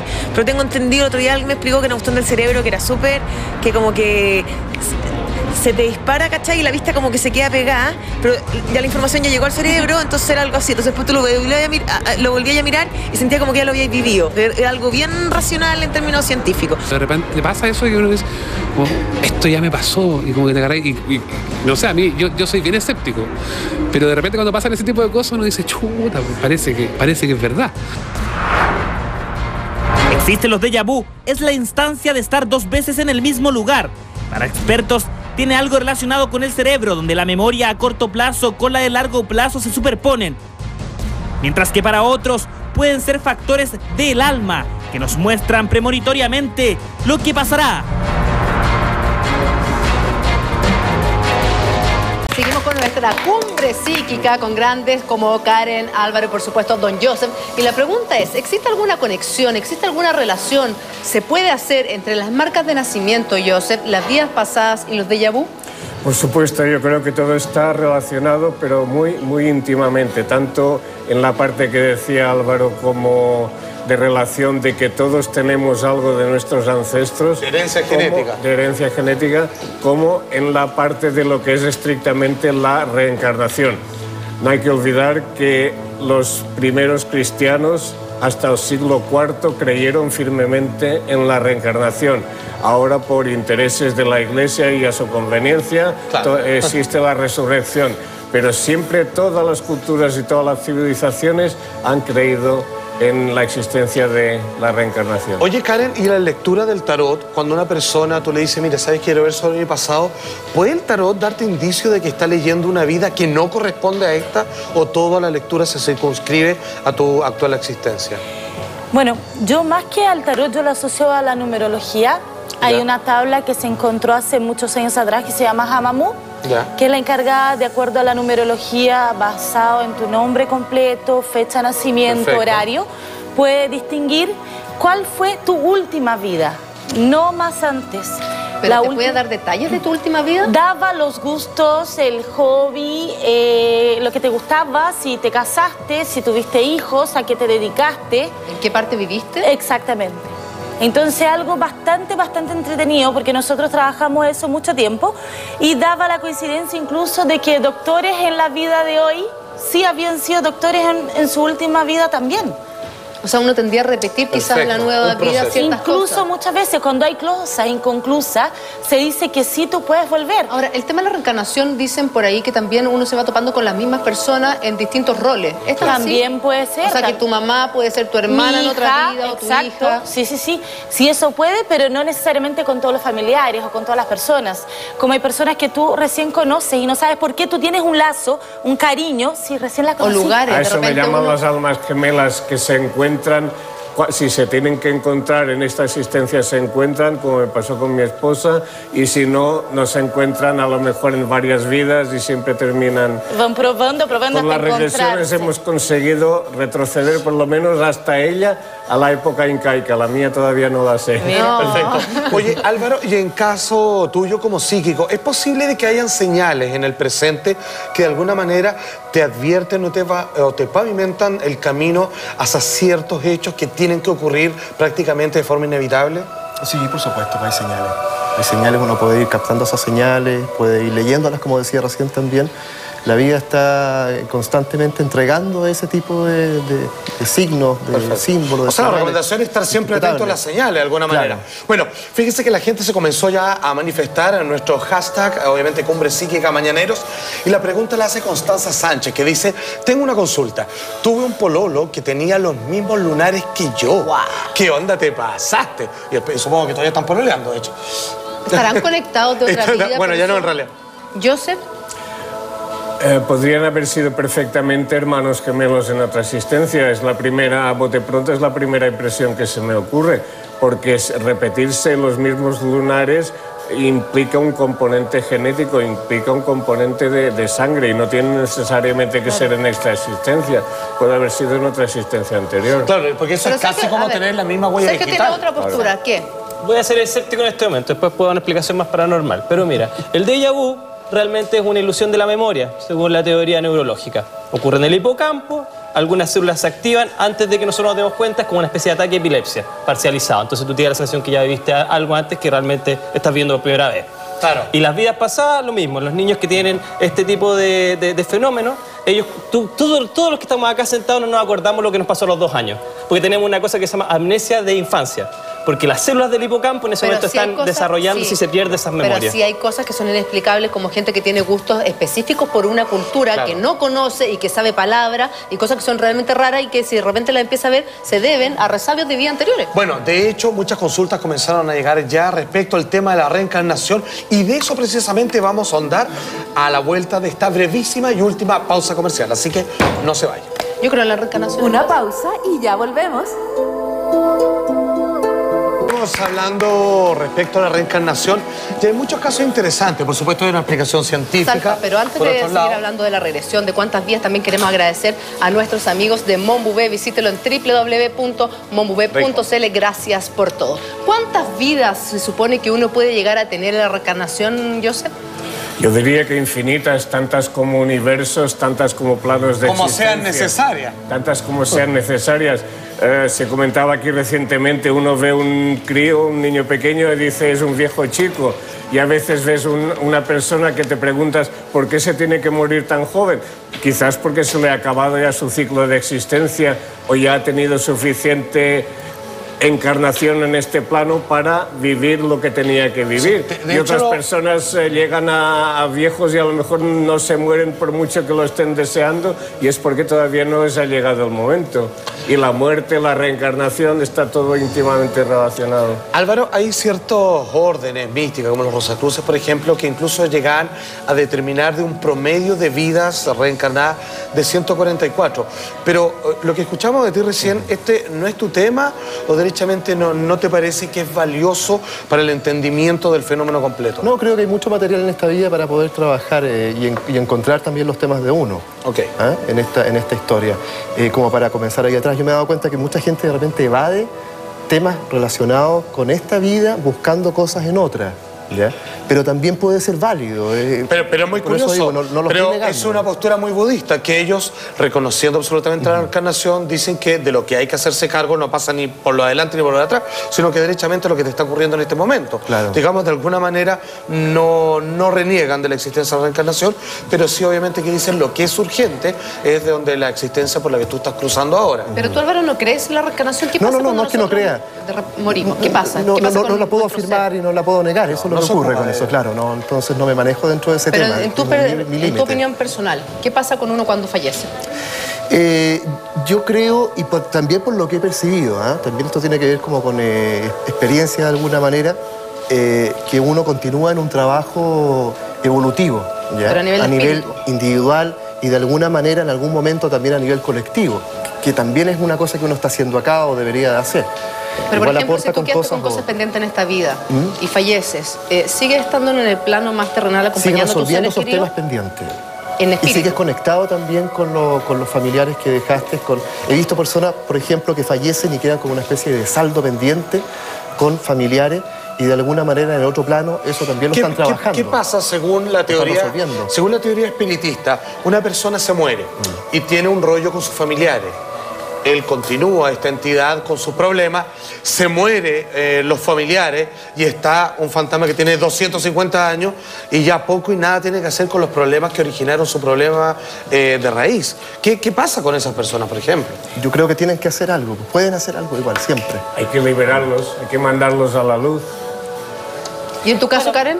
Yo pienso algo un poquitito diferente. Yo pienso que sí es un paso, que sí vamos a un limbo, que es el momento que tenemos para poder llegar a sanar incluso las heridas, más que lo pendiente, incluso las heridas que provocamos en esta misma vida.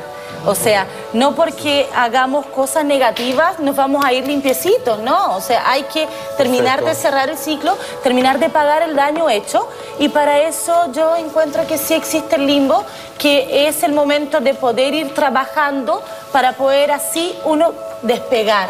Perfecto. Y poder estar limpio para poder reencarnarse. Sí, claro, Antes y para de poder eso, despegar hay que despegarse primero. Exactamente. Bueno, y dice el espiritismo que el alma se demora 72 horas en alejarse del cuerpo físico. ¿En serio? Incluso, por eso mucha gente es contra el crematorio. Claro, porque están todavía en Porque el plazo todavía del está alma. viendo el sufrimiento de su masa. Así, se Y respetaba 3 días por lo menos. ahora se entierra a la persona al día siguiente, antes se la velaba durante un tiempo más largo. ¿Qué exactamente ese periodo? Desconexión. Hay una cosa que yo sí tengo muy clara y desde hace muchísimos años, y es que nosotros somos seres espirituales. Nuestro espíritu manda por encima de nuestra mente y de nuestro cuerpo. Y nuestra existencia aquí, la de ustedes, la de todos nosotros, es solamente una prueba de vida, una experiencia, un curso, Y una hablando de lección pruebas, que tenemos que aprender. exacto. Y hablando de pruebas, Joseph, la vida muchas veces nos pone distintas pruebas, algunos más difíciles, como el caso que veíamos de Pedro Engel, que de verdad es tremendamente admirable, su sabiduría, su templanza, su generosidad al minuto de compartir la historia, y también de repente nos ponen pruebas con nuestros pequeños, con nuestros hijos, como es el caso de la actriz Leonor Varela, que no lo está pasando muy bien. Su hijo, su pequeñito, que mañana, tengo entendido, cumple 1 año, tiene una condición neurológica degenerativa que no tiene cura, y ayer la actriz se desahogó vía Twitter con el siguiente mensaje que se los vamos a leer, por supuesto. Hay días donde todo se hace más difícil y la condición de mi hijo es como una pesadilla de la cual quiero despertar. Hoy es uno de esos días. Continúa precisamente este Twitter de desahogo de Leonor Varela. Vamos a continuar, vamos a buscarlo para leérselo, y la verdad es que es una situación tremendamente compleja. Que porque necesita compartirlo con los demás, ese absolutamente, punto. Porque uno muchas veces dice que me pase a mí todo, está bien, pero ver a tu pequeñito, ver a tu hijo, ver a tu chiquitito sufrir y no poder ayudar en nada es tremendamente complejo. Ahí continúa el Twitter de Leonor Varela. Gracias por sus mensajes. Sí sé que puedo, pero por momentos se me parte el alma. Mañana será un mejor día, Leonor Varela. Linda ya. La pregunta, maestra, ¿te puedo pedir un favor, ya que estamos contigo acá, Karen? ¿Es posible visitar las cartas y ver cómo se viene más o menos, a partir de un consejo, de cómo va a seguir el tratamiento de su pequeño, cómo se le viene la cosa? Yo pienso que en este momento, bueno, ya sabemos que es una enfermedad complicada, que no tiene tratamiento, que no tiene cura. Entonces, lo que podemos preguntar, Salfate, lo que podemos pedir en realidad es un consejo para ella. Exacto. Perfecto. ¿Qué pasos son los que tienen que dar, digamos, en esta lucha? Para su fortaleza. Para su propia fortaleza. ¿Qué le aconseja el tarot? Exacto. Exacto. 3 cartas, con tu mano izquierda. Está más oculta. La segunda, que no quería ser primera, pero estaba. Y esta, que apareció de repente. La primera carta que nos sale de consejo para ella es que no cambie la forma de actuar porque es la correcta. El Papa o el Hierofante lo que nos dice es que debes hacerle caso a tu instinto, a lo que tú piensas que es correcto, más allá de diagnósticos, de lo que le digan los doctores, de lo que todo el mundo pueda contradecirla. La segunda carta es la carta de la luna, que nos muestra en realidad un poquito el sentimiento de ayer, de frustración, de rabia, de desentendimiento, de frustración. Pero, si nos fijamos, termina saliendo el sol. Fue la última. Muchas madres, Karen, están viviendo momentos similares a los de Leonor. Y es un proceso súper complejo, súper difícil. Bueno, acá está el mensaje, entonces, que aunque hayan días negros, días oscuros, días complicados, días en que tengas ganas de mandar todo a la punta del cerro y olvidarte un poco de decir, ¿sabes qué? Quiero agarrar el auto, salir a caminar por siempre. Sepan que siempre va a salir el sol. El sol sale, que vale la pena, que sí existe la luz y que sí uno logra salir adelante, que la recompensa de los sacrificios, el sol es el camino de la felicidad. Y que ella está haciendo lo correcto para llegar a ese sol. Digan lo que digan, o sea, es el momento de que uno tiene que saber qué es lo que uno piensa que es lo mejor, no lo que los demás te van a decir. Ay, pero no hagas esto, no digas esto otro, no pienses así. Chao. Ya está haciendo lo mejor posible para ella. Da lo mismo una lo que mamá digan. siempre sabe. Una mamá siempre sabe. A mí me toca porque yo pasé un momento complejo con mi hija y es necesario el desahogo. Sin duda alguna. Es necesario lo que hizo Leonor y solo le mando mi cariño, mi admiración y que siga adelante porque son momentos en que uno de repente está cansada, está agotada, está estresada, no sabéis cómo ayudar. Sentís que lo tenéis todo y no podéis hacer nada, que es lo más importante que es la salud de tu hijo. Pero que tenga fe. Pero que el día siguiente uno ya lo ve de otra forma y eso es lo importante, de eso uno tiene que agarrarse. ¿Sabes qué? Lo que digan los demás da lo mismo. Es el tema. Que la apoyen, que la quieran, que le hagan mucho cariño y que la acompañen. Nada más. Exactamente. Álvaro. Tremendo. Son situaciones también en la vida como lo que ocurría con Pedro Engel, que a uno lo pueden llegar a fortalecer o que puede uno adquirir otra visión de la vida, más completa a veces, integrando otros aspectos. Del sufrimiento en realidad uno se va forjando también, Perfecto. A propósito de este entendimiento que tú tienes, Álvaro, tengo entendido que próximamente va a ofrecer una charla, un taller. ¿Me podías contar a toda la gente eso? Esa es la intención que tengo yo de reivindicar el tarot como herramienta terapéutica principalmente, y entonces la primera semana de enero voy a realizar un taller de un curso de tarot de 16 horas. Perfecto. De tarot de Marsella terapéutico, para todos los que quieran ahí participar. Estupendo. Por ahí está, no sé si está el mail, es valeriasolist@gmail.com. A ver si nos lo pusieron. Lo mostramos. Sí, de todas maneras. Así que ahí se pueden inscribir los que estén interesados. A todos ustedes. Muchas gracias. Que se repita esto, que se queremos repita, repetir por esta favor. cumbre y por supuesto también queremos mandarle todo nuestro cariño, todo nuestro apoyo, toda nuestra buena onda a Leonor Varela. Vamos, que se puede, son desahogos que son necesarios y que finalmente esté acompañada de mucha luz. Y no solo a ella, sino a todas las mamás y papás que están sufriendo con alguno de sus hijos, con alguna condición o enfermedad. Se nos acabó el programa. Ay, no, pero ya. Bueno, que tengan, gracias a todos, que tengan una excelente tarde y por supuesto continúen con Intrusos, que viene buenísimo este día martes. Chao, chao. Nos vemos mañana.